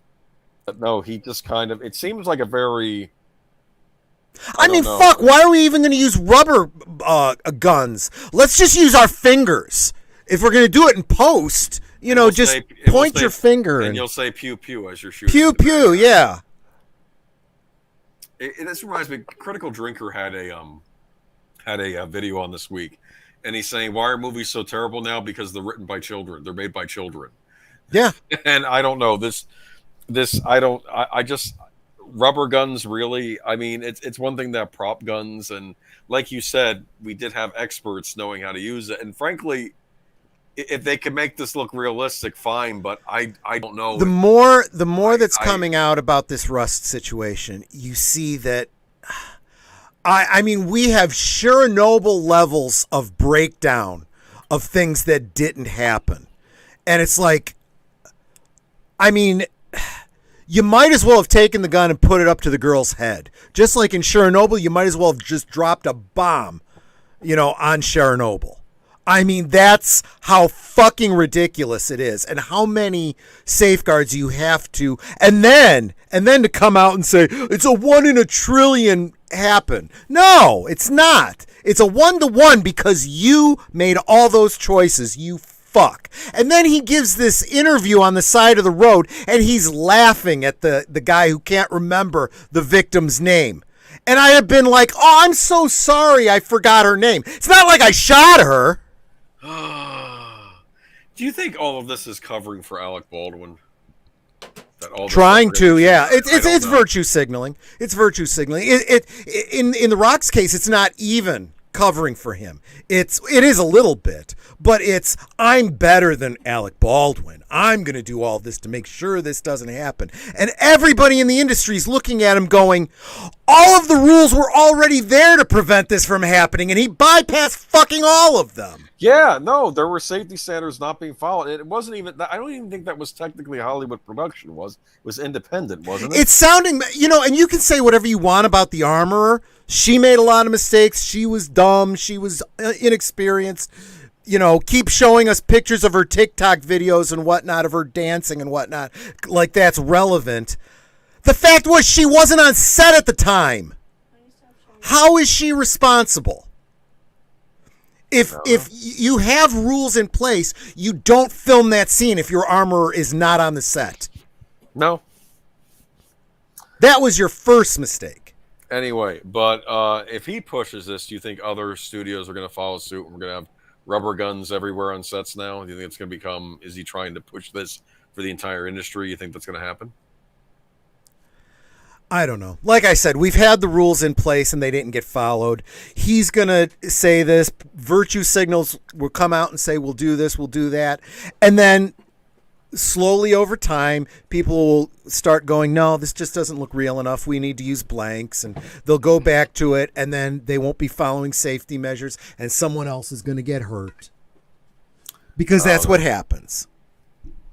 Okay. Again, you don't enforce the rules, you make up new ones that won't be followed any more than the previous ones were.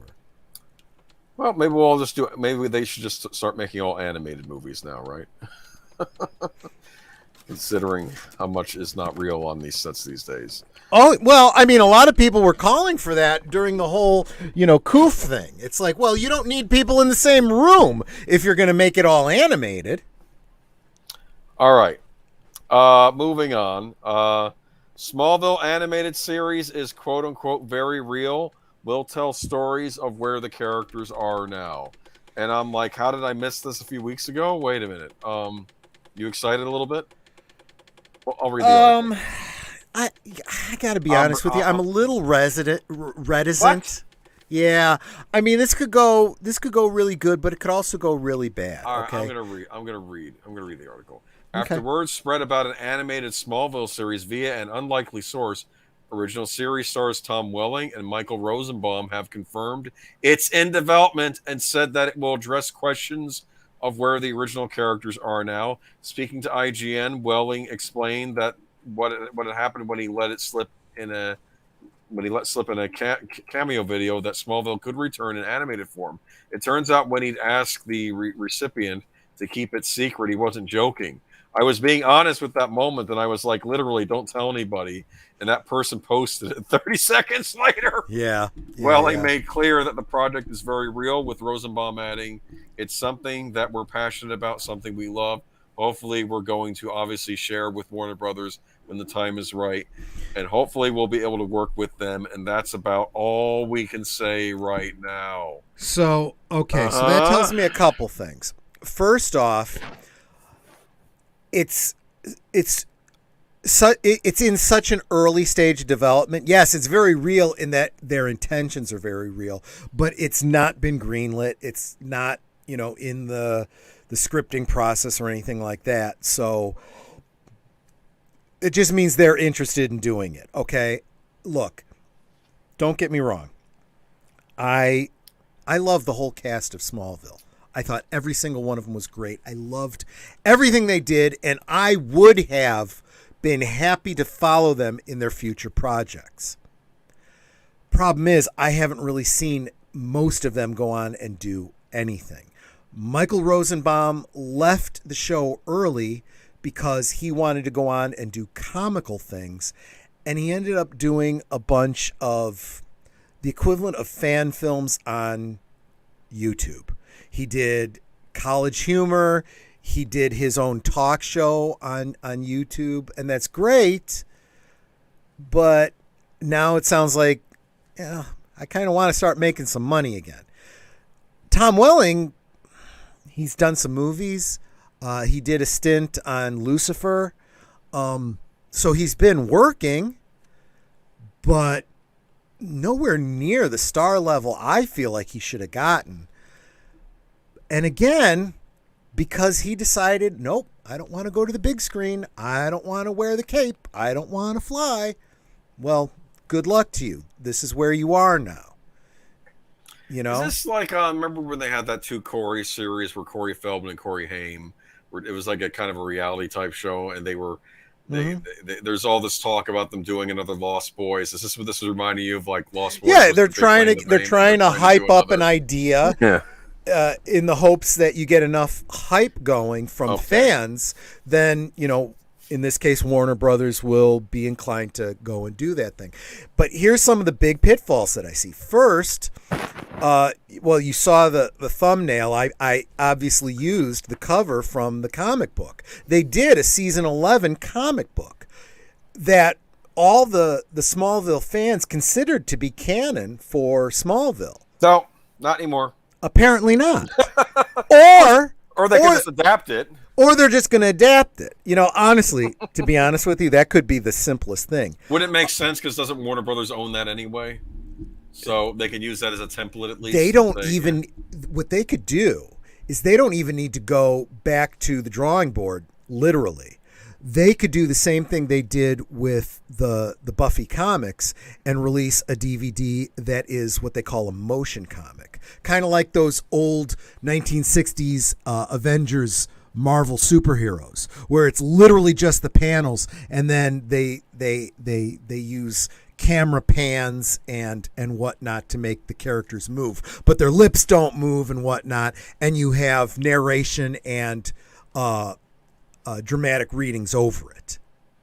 So could Allison Mack do recording sessions from prison for this, like, you know, over Zoom or something? They would probably recast her. If they have her in it at all. Because in the comics, they had her going off to Star City with Green Arrow. Okay, so there you go. That's how that got taken care of. How would you do Smallville season 11? I guess you would probably follow the comic book, right? Did you read the comic book? I have the comics. I skimmed them. But remember, there are things about the series that I would have changed. So I would not have even ended up in the same place to be doing the comic stories that they did, to be honest with you. But we're kind of jumping the gun here because there was one other pitfall that I wanted to point out that's out there besides the comic book.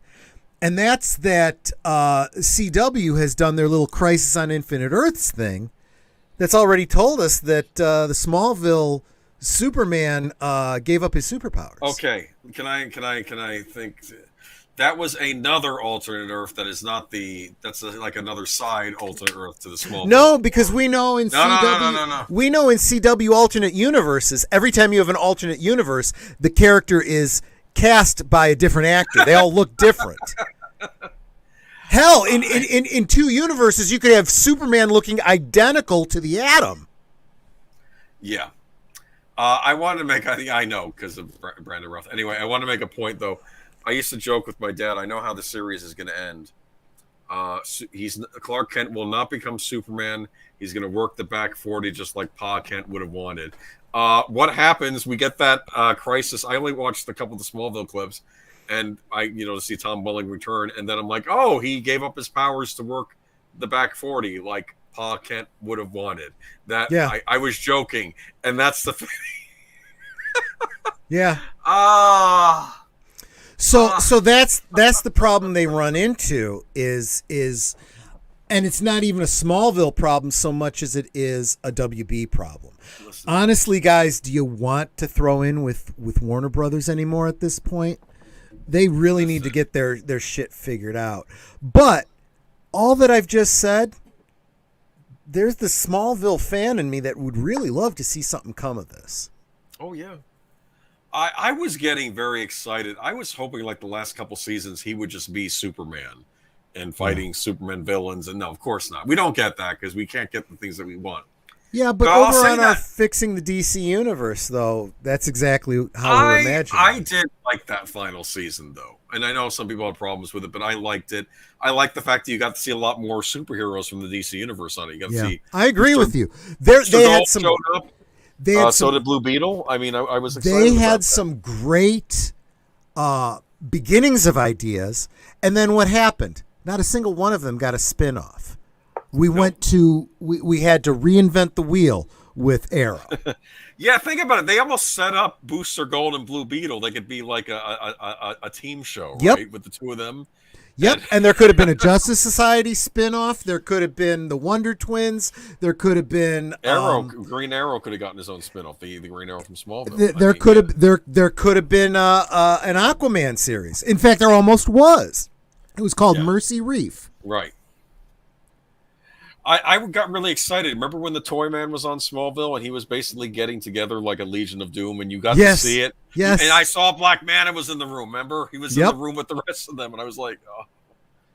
It was always a joy on Batman the Brave and the Bold when Black Manta would show up, because I don't know who they got to do the voice for him, but he had like the most nasty guttural laugh. Yeah. You know? Like, it was, all the what ifs. All the what ifs and what could have beens. Yeah. Well, anyways, now we move on. Mm-hmm. Yeah, Toyman was good. You know who played Toyman? It was the actor from. Did you ever watch Eureka? Yep, it was the guy that ran the diner. Ran the diner. That was. I thought he was perfectly cast. He looked the part based on the John Byrne era of the comics. Yeah, I liked it. I would have liked to have seen. I mean, Smallville could be a bit of a lark, but its heart was in the right place, I thought, a lot of the time with Superman. So I agree. That's why I continue to watch it. And still my favorite Lois Lane is Erica Durance. Yeah, she was good. But so we'll see. Maybe this will come to fruition. Maybe it'll be good. It'll probably be an HBO Max exclusive if it comes out. Mm-hmm. And you'll have Tom Welling and Michael Rosenbaum, promoting the heck out of it, right? And we'll see how what comes to fruition. We'll see. Yeah, really, from a fan point of view, they have to backpedal on a lot of the poo-pooing they did of Smallville towards the end and the distancing they did from it. If they want to re-embrace that, they have to undo the distancing they've done. Yeah, I know. Okay.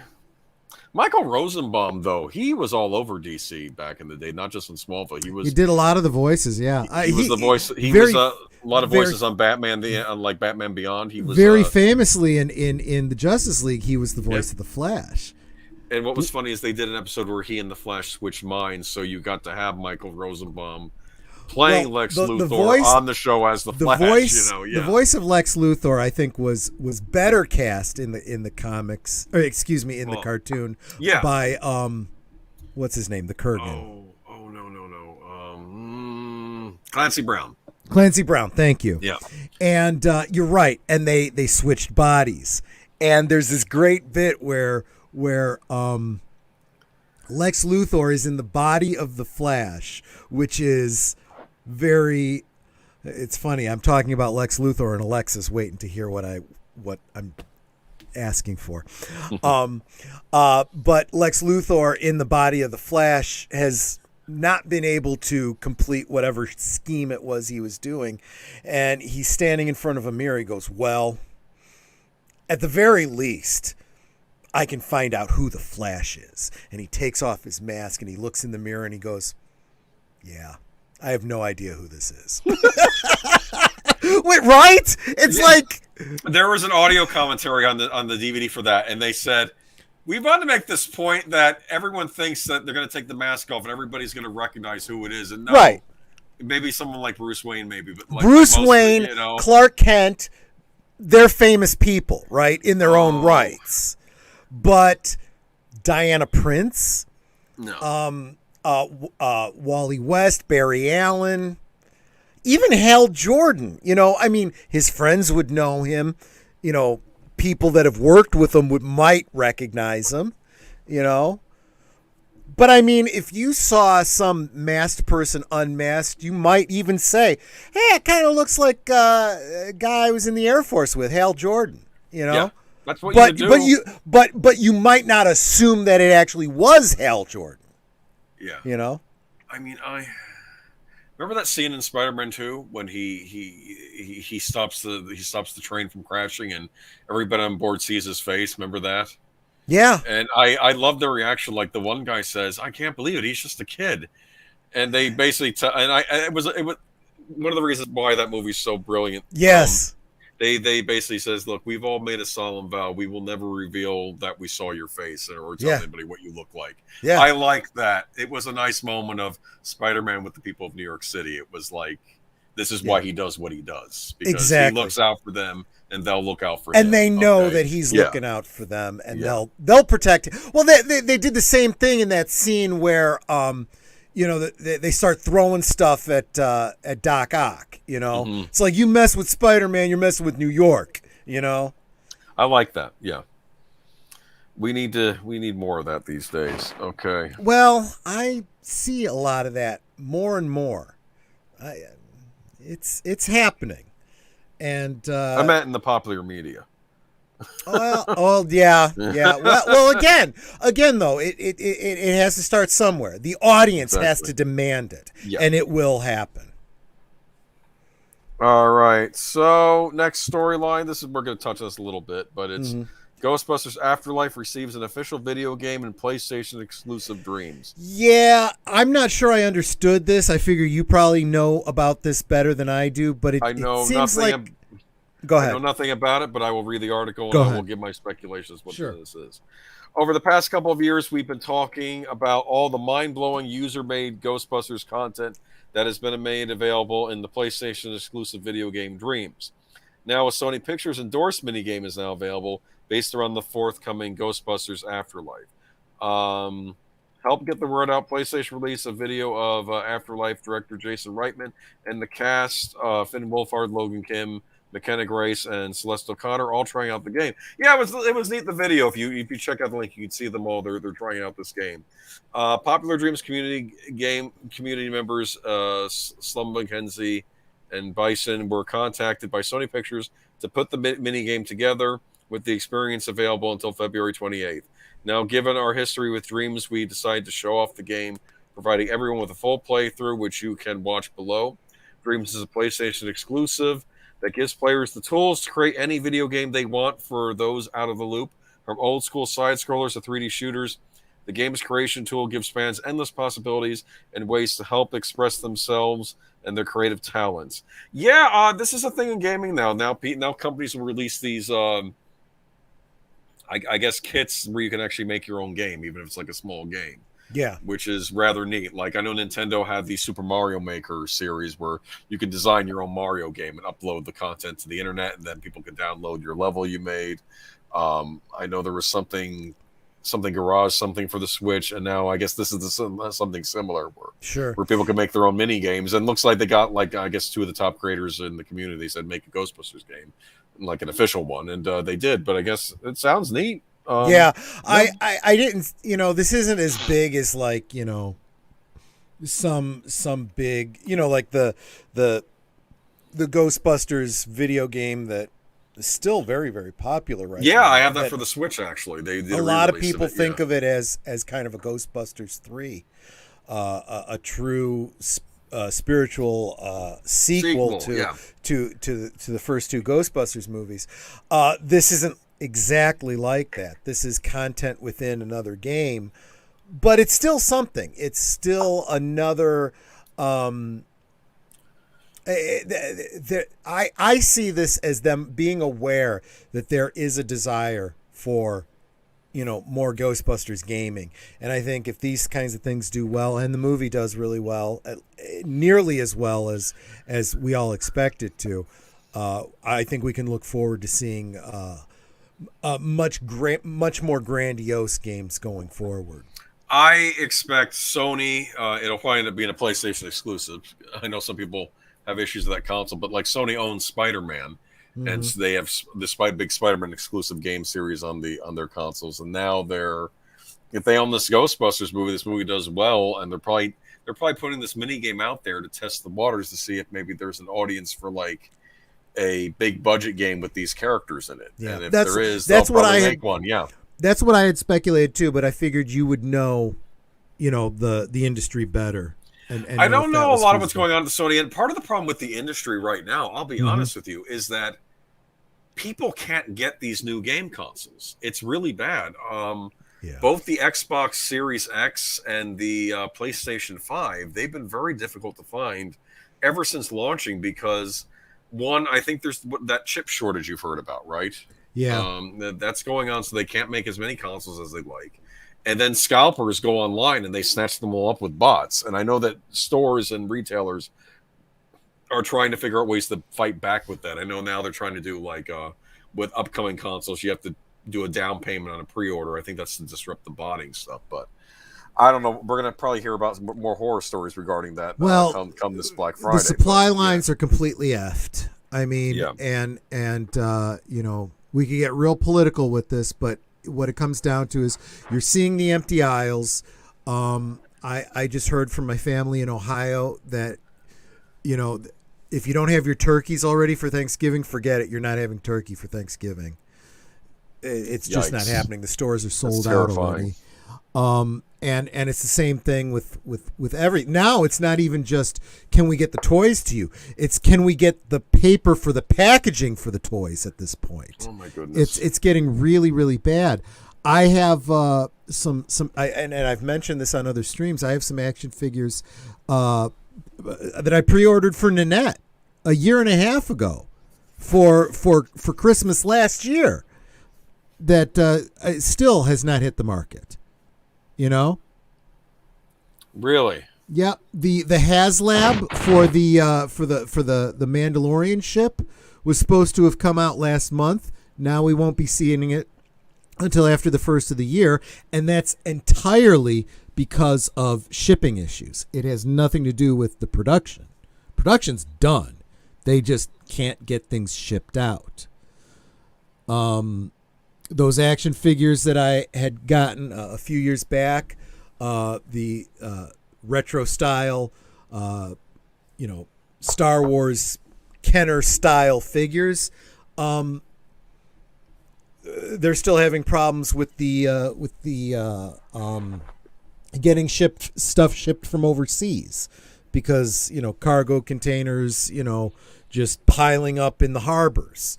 It's really bad. We'll be keeping an eye on this, especially in the coming weeks, especially as we get closer into the Christmas shopping season. Honestly, I'm not even joking when I say that the Grinch Stole Christmas is going to be the the theme for this year's probably Christmas for most people. Well, one thing I don't like it when a lot of these experts are saying, they keep saying like, well, Americans just spend too much and want too much stuff, and I'm like, what? That's a bunch of horse hockey. Okay. Well, and that's the problem, right? Because okay, that's fine, but that's exactly why our industry exists. You would not be making the money, you would not be having the life you have if it weren't for the capitalist society you live in. If you don't like it, by all means, move to a socialist country. If you think that's so much better. There's a reason you live here, and there's a reason you live well here. Don't shit on it. Oh, this is funny. Team Ghost Planet, Spider-Man Ghostbusters crossover. This is how they could do it, okay? if they were to probably make this could. You're right. No, if they were to make this Ghostbusters game, I wouldn't do like a full on just but I would do like a scene like maybe they're in New York City hunting a ghost or something, and Spider-Man swings by and they shoot like the proton packs out of it and like says, "What are you doing? That's Spider-Man!" And he's like, "What do you know?" And it's like, oh.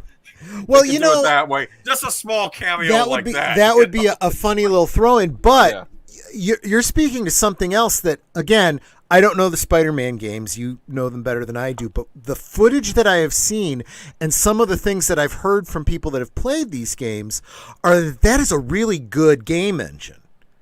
You know, the city setup and whatnot. I would like to see whatever company is that's doing it then just repurpose New York for the Ghostbusters. Use the same game engine. Yeah. Well, they could. I mean, no, Sony has some very nice game engines they use with their games. No, I mean the Spider-Man game, it was pretty state of the art when it came out. Basically, they were trying to do their own, like they're the Batman Arkham Asylum games with Batman. Mm-hmm. They were trying to make something like that for Spider-Man. That was like kind of the idea behind those, like one of these big open world games, except with Spider-Man in it. Yeah. And let me see. Yeah, we got a bot. I just blocked them now. I don't know what that's about. Webcams. I don't do anything messy on this computer. Just saying. No, that's somebody outside of our community that just came because this is a public stream. Okay. And came in and just started doing shit. Thank you for warning us, though. We'll keep an eye on. Hopefully, they're not more. Let's move on to something more positive. Okay. Exactly. No. The Ghostbusters game thing's fine. We were talking about the supply chain. And yeah, Dreams. It's cool that people are making user content. As you say, sometimes the fans make the best stuff, right? So this might end up turning out pretty cool. Neil Patrick Harris tries to score Nintendo and HBO Max movie 8-Bit Christmas. I had Troy watch this trailer before the stream, which tonight. Tied in really well with our good old days. And Clownfish were talking about this too. I gotta say, from the trailer, it really was a lot like my experience with the whole Atari 2600 situation. Obviously, a little more extravagant and dramatic. It kind of made me think a little bit of what was that Arnold Schwarzenegger movie with the toy he was trying to get his kid? Oh, that one, Jingle All the Way. Jingle All the Way. It was a little bit like that. Sinbad was in that too, I think. But way more like a latter day Christmas story. The whole narrated telling, the story of when he was a kid and stuff like that. And it looks funny. It does. It looks like a very entertaining film. It's from the people that made Elf, I think. But let me read a bit from this article. How far would you go for Nintendo? Every kid has that one gift they want more than anything for Christmas. This is the story of mine, narrates a grown-up Jake Doyle, Neil Patrick Harris, in the first trailer for HBO Max original movie 8-Bit Christmas, set in suburban Chicago in the late 1980s. Hey, you might recognize some stuff. I know. Yeah. 8-Bit Christmas is about 10-year-olds Jake's Winslow Fagley Herculean quest to score the ultimate gift for Christmas, the Nintendo Entertainment System. See the poster and watch the trailer for the next great Christmas story from New Line Cinema. It looked funny, I'll be honest with you, the trailer. Me and my friends would do anything just to play one. Harris, adult Jake, tells his daughter about his childhood hijinks. I needed a Christmas miracle. One thing became clear. I needed to get my own. Yeah. Described as a humorous and heartfelt look back on the adventure of childhood. 8-Bit Christmas stars Neil Patrick Harris with David Cross and Steve Zahn. Okay. As Jake's no-go on Nintendo dad. Oh, that's right. Steve Zahn's his dad in that. Okay. Yeah, I don't know. It looks funny. It's rated PG for rude humor and some mild violence. Well, I would expect that, right? I think Christmas Story was PG, wasn't it? Yeah, this reminds me kind of a Christmas Story, except instead of waxing nostalgic about the 40s or late 40s, I think that's when it's the 80s, place. Yeah. It's the 80s, yeah. It's I'm trying to think back. See, I wasn't on the Nintendo Mania, but you have people attacking everybody, like the one guy that runs the store. Mm-hmm. Someone punched a grandmother, and they were from the same family. To get the Nintendo.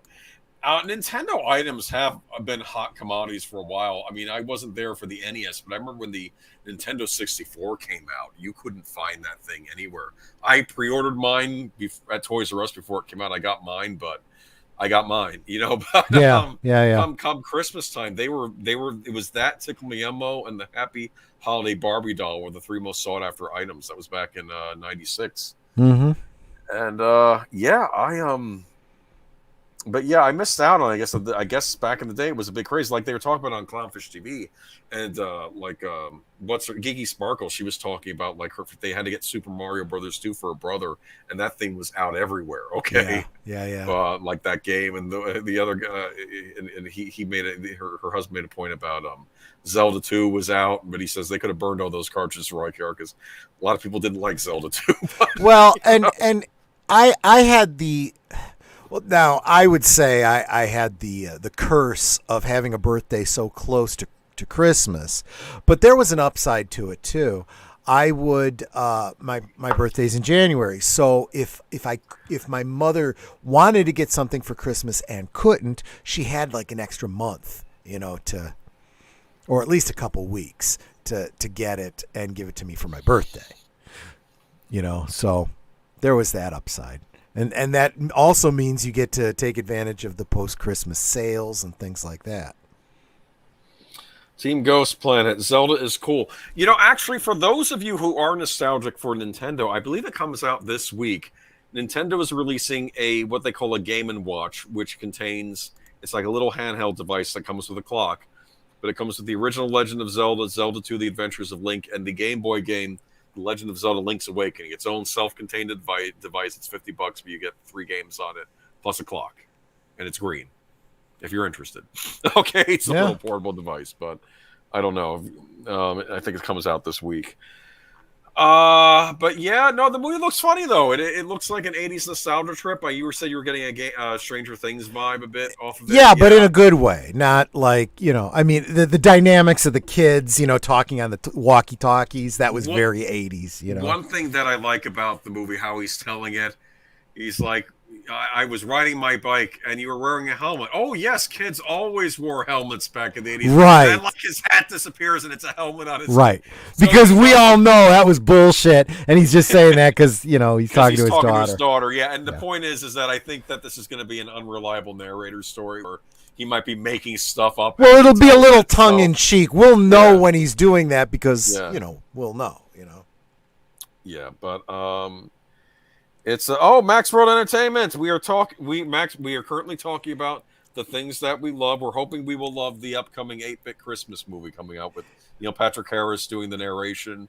It sort of reminds me of a modern day Christmas Story, except waxing nostalgic about the late 80s. But how's it going, Trey? Looks like good fun. Looks like good fun. You must you must have just finished up with your live stream, guys. I say this all the time. If you are at all a real Star Trek fan, the fans are doing the best work, and Max World Entertainment is the place to see it all. Go support his channel. Go hit the like and the subscribe and the notification bell and do all the things because he's good people, and he's coming here to support us and whatnot. Yes, yeah, you're absolutely right. We were just talking about something that for once actually looks like it's coming out. That looks like it's going to be fun and enjoyable for the holidays. Yeah, I'm looking forward to it. And it's going to be on HBO Max. Not that I need to keep touting HBO Max, but they seem to be on fire lately. I am totally a believer that if a company's doing something right and putting out a good product, they deserve the kudos or the whatevers. And it sounds like from what you've been telling me that's what HBO Max has been doing. So we'll see how it turns out. Like I said, I'm not saying I like everything HBO does or even Warner Brothers does, but this looks fun. This looks like a nice, fun comedy, the kind we used to get back in, drumroll please, the 80s and even to some extent the 90s. And then they didn't like making comedies anymore. And maybe budgets are going to have to start shrinking with movies. You have to get people and start making more comedies. And yep. All of us wanted, like I said, the Nintendo was a big deal back in the day. And everyone wanted a Nintendo, I guess. And thank you, Netter, for dropping the link for Max World Entertainment, and thank you for timing out the bot. Did you know that there was a Star Trek game on the NES? Yes, I do believe I had heard about that. Yeah. Okay. Can you hear me okay? There was one on the Commodore 64 called the Kobayashi Alternative. Oh, I really? have that game. Yeah. It was fun.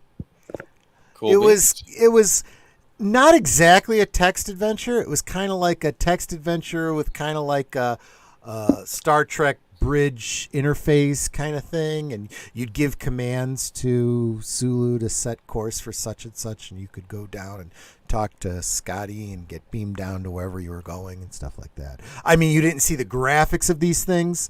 That was the textish sort of aspect to it, but you would see like the readout of the galactic map and the setting of coordinates and stuff like that. And yeah, it was pretty cool. Yeah, cool. The one on the NES, it was a spin-off from, there was a Star Trek 25th anniversary game for computers. Did you ever play that one?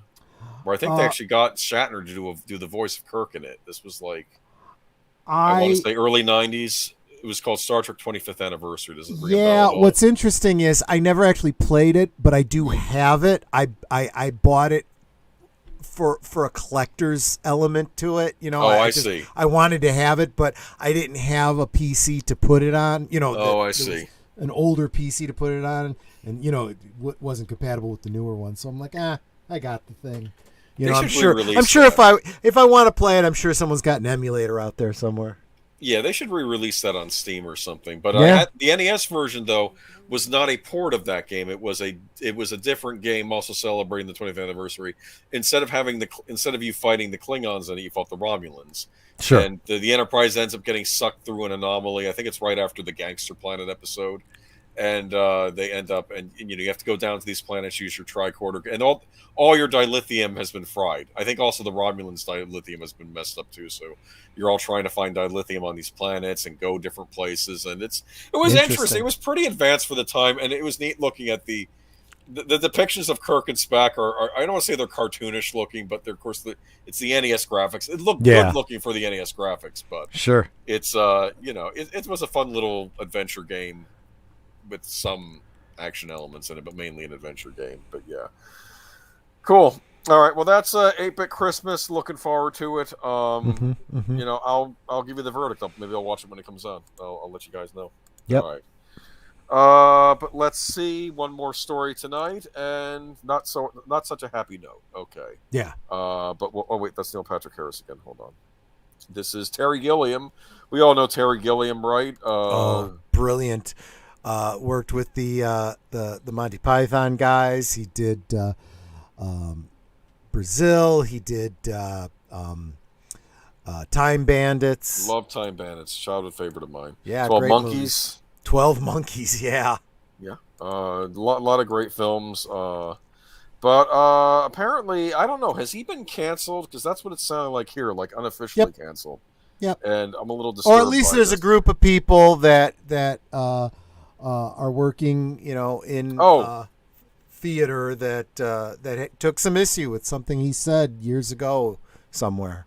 I jumped the gun. Hold on, I posted the wrong link. Okay, but Terry Gilliam's Into the Woods canceled by Old Vic after reports of staff unease. Okay, which staff members were these? Did they say something anonymously? Don't know, don't care. Apparently these are people that are more concerned with bitching about virtue signaling than they are about, working and making money. This is from the BBC. Okay. These are the kind of people that bitch and moan about being starving artists, but then shit all over people because they make me feel uncomfortable because of something they said, 20 years ago on, social media or something like that. A new production of Into the Woods, set to be co-directed by Monty Python star Terry Gilliam, will no longer be staged at the Old Vic. The reasons for the cancellation have not been made explicitly clear. That's a problem in and of itself, because if you're going to get rid of someone, tell us why. What specifically did he do, okay? And the theater only posted a short announcement on its website last week. However, industry publication The Stage has reported some staff were unhappy with previous controversial remarks made by the actor. Gilliam has not yet commented. When did he make these controversial remarks? Yeah, and what were they? 20 years ago? Bring the receipts or shut the hell up. That's my opinion. The show was due to run next spring at the prestigious venue, whose artistic director is Matthew Warchus. Stephen Sondheim, the writer of Into the Woods, was said to have approved the production because he was impressed with Gilliam's proposed treatment. But after the show was announced, it is understood some staff expressed concern about Gilliam's views on issues such as the Me Too movement, diversity, and trans rights. Gilliam has previously described the Me Too movement as a witch hunt. Which it is. Okay. Adding that were many decent people who were getting hammered as the industry grappled with sexual abuse. What I think is that a controversial... What I think is ironic is when people say stuff like, you talk about Gilliam, you talk about Dave Chappelle, you talk about Gina Carano, the people that jump all over them, just freaking prove them right. It's like, guys, do you understand? You are the living embodiment of exactly what they said. You're making their point for them. Congratulations. Yeah. I don't know. And what does he say? Let me see. Grappling. Okay. I don't know. I mean, he's not saying the sexual abuse wasn't happening. He's just saying it's being turned into a witch hunt, which we've seen it has been. I mean, and that's what it comes down to. Keep in mind, when people say this whole hashtag Me Too thing, they're not saying, ignore actual abuse. What they're saying is your whole idea of just believe women just because they say it, and destroy people's careers without any due process, that's a witch hunt, okay? If you have been wronged, bring the fucking receipts. All right, let's see. There's a thing. Last year, Gilliam told The Independent he was tired of white men being blamed for everything wrong with the world. Yeah. In the same interview, he said, when I announced that I'm a black lesbian in transition, people take offense at that. Why? Oh, he's trying to prove a point there. Yeah. He's being slightly hyperbolic to make a point. Gilliam also recently defended the comedian Dave Chappelle, whose most recent comedy special included comments seen by some to be transphobic. I need to see what these comments are. I need to watch this special to find out. Is this... He basically called out the trans community for their hypocrisy. Yeah, all right. And he was dead on right. The people that are, just like with the Gina Carano thing, all the people that are shitting all over him haven't actually watched the special, haven't actually heard what he had to say. Because if you did, you'd be, oh yeah, that's true. What he's saying is true. That makes sense. Yeah, I get it. So I wish Gilliam the best of luck, but I don't know, because this is the end of the road for him if he is getting knocked off a stage production like this. I don't know. Yeah, but again, the old Vic is probably having problems because of all the lockdowns, even getting revenue, getting people in the door to buy tickets to see shit. The actors aren't getting any work. So... fine, starve to death, you fuckers. You get what you deserve. It has not been confirmed if the production will run elsewhere. Okay, well, it's England. Their politics are different than mine. I don't know if maybe some of our English members would have comments on that. Okay, but we have one more. Maybe leave on a positive note tonight. Yeah, speaking of Gina Carano and her Star Wars: The Mandalorian star says Gina Carano was favorite cast member. Yeah. Okay. Hold on. Get out. Okay.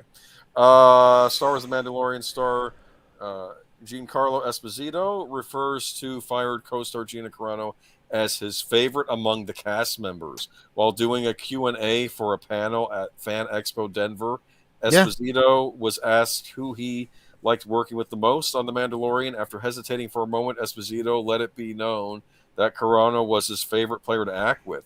At the same time, Esposito was fully aware of how his comment might resonate, making sure to note that his statement has nothing to do with Carano's personal political beliefs and is simply talking about what she brought to each scene they worked on. I have to say, and this may be, okay, I'll say it without hesitation, Giancarlo Esposito told Fan Expo Denver crowd.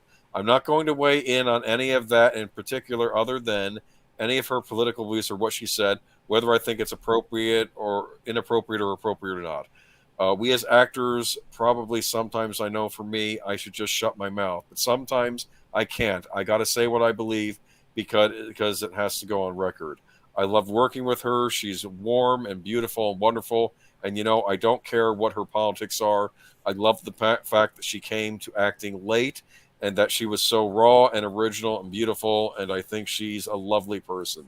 So I shout her out and say she's one of my favorites. Wow. Mm-hmm. Okay. He went to bat for her. He's a great actor, by the way. I haven't seen his work on The Mandalorian, but he was one of the great villains of television on Breaking Bad. And I think he's also on Better Call Saul right now as well. But yeah, that's what I've heard. He must be really good at playing a villain because he does a great job in The Mandalorian. And I do have to say, what little I have seen of him behind the scenes in interviews and things like that, very different from the character he's playing, which tells me he's a good actor. I mean, yeah. To get off on a little side tangent, you look at someone like Jack Nicholson, who plays the same character over and over and over again.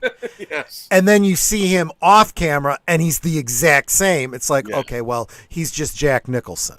That's not great acting. Okay.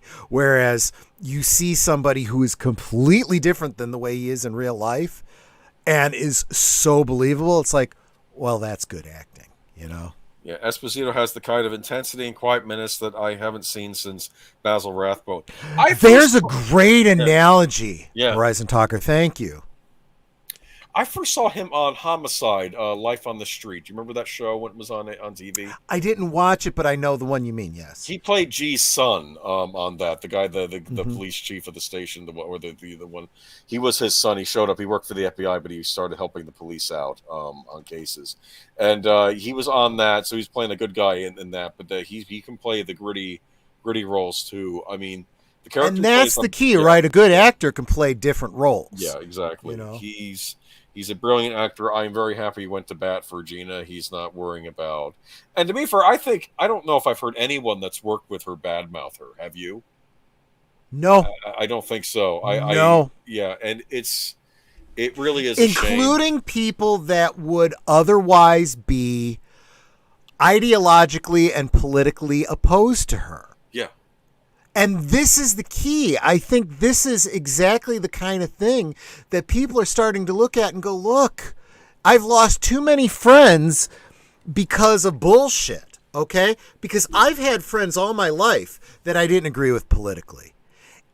Ordinarily, we could debate and argue and go, okay, yeah, we're just not going to agree, but okay, see you for D&D next week or whatever, Well, but now don't agree on, but but social media seems to push that Overton window, so that now you don't agree with me, therefore you are the enemy and you are anathema to everything I believe and you are sacrilege and need to be burned at the stake.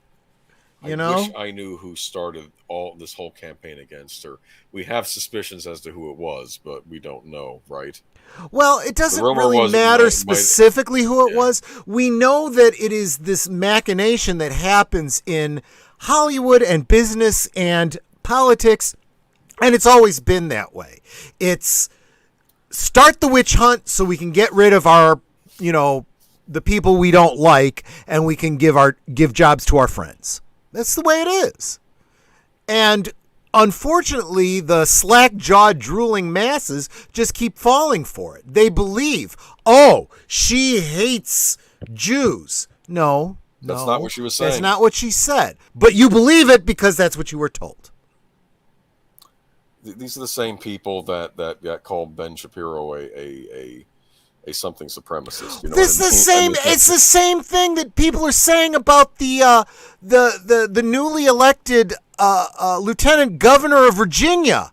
She's the face of white supremacy. She's a black woman. First black woman ever in that position. Good for her. And a veteran. But she's a white supremacist. A black white supremacist. People, this is the height of ridiculous.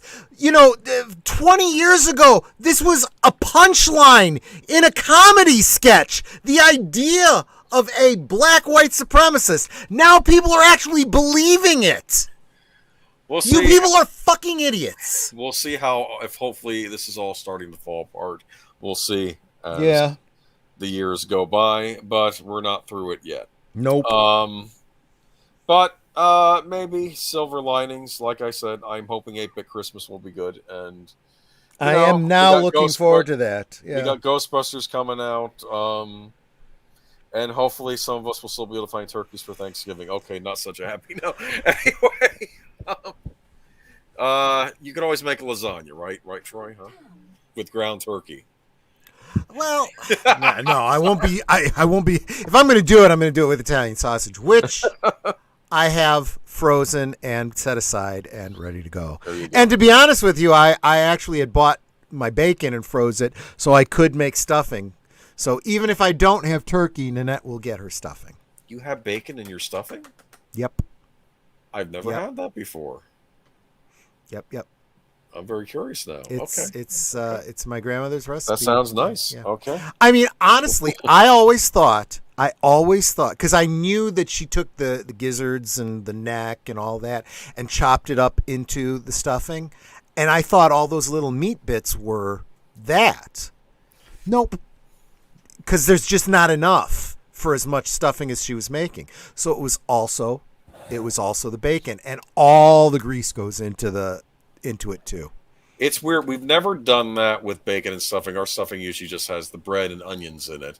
But it usually soaks inside the bird. Onions and celery too. Yeah. And maybe celery was in it too. And lots of sage, yeah.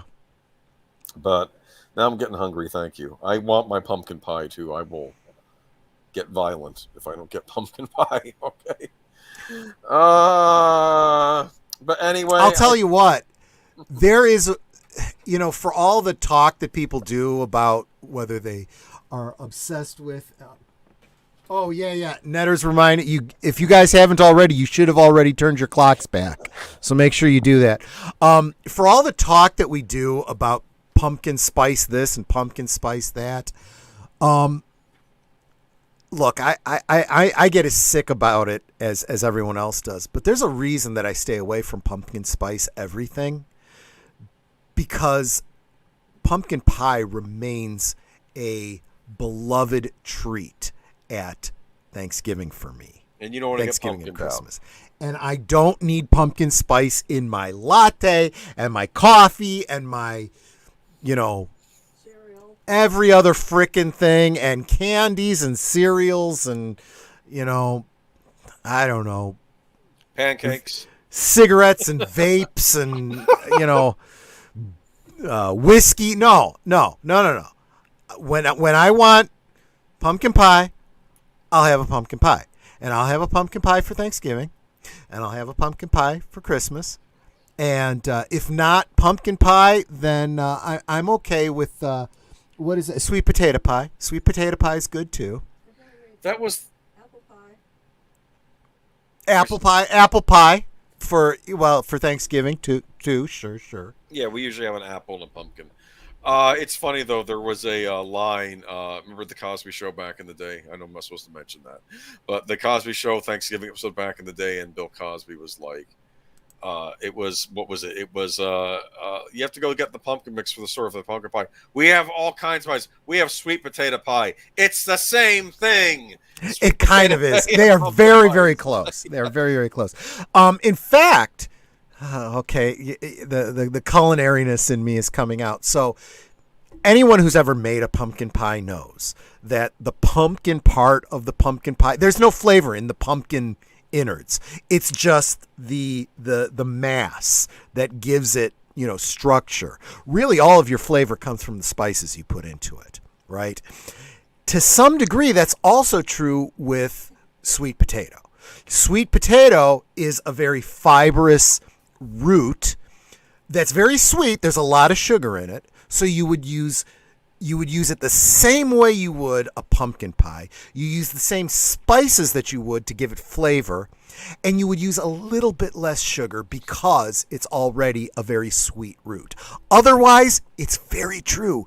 It is almost identical. And that's why they taste so much alike.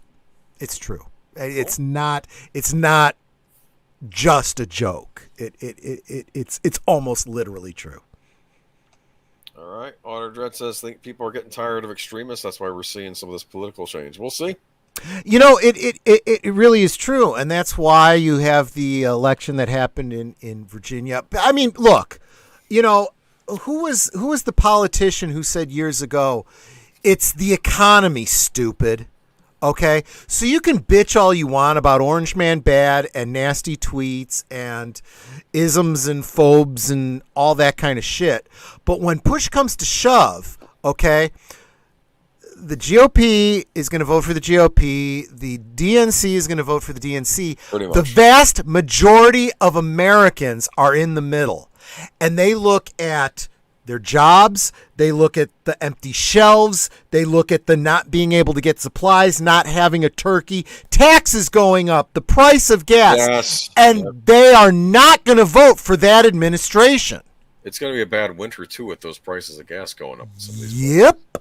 Yep. I've already told Nanette that we have got to, I mean, I hate to sound like Jimmy Carter, you know, we got to wear a sweater because, you know, it's going to be cold, because it's going to get fucking expensive.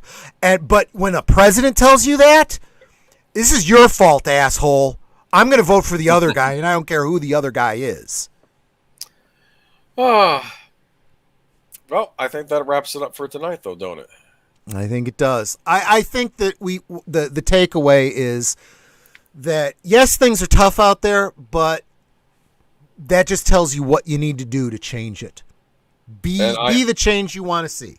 I know turkeys will be in short supply, but I thought hopefully you'll be able to have turkey this Thanksgiving or whatever delicious food you like. The fact is, if you get right down to the real spirit of Thanksgiving, it's not about the turkey. It's not about the ham. It's not whatever your traditional foods are. Yeah. It's the fact that even as bad as things are right now, you can be thankful. We have a lot to be thankful for. We're not going to go hungry. Okay. Yeah. We're not going to go hungry this Thanksgiving. That's important. So there you go.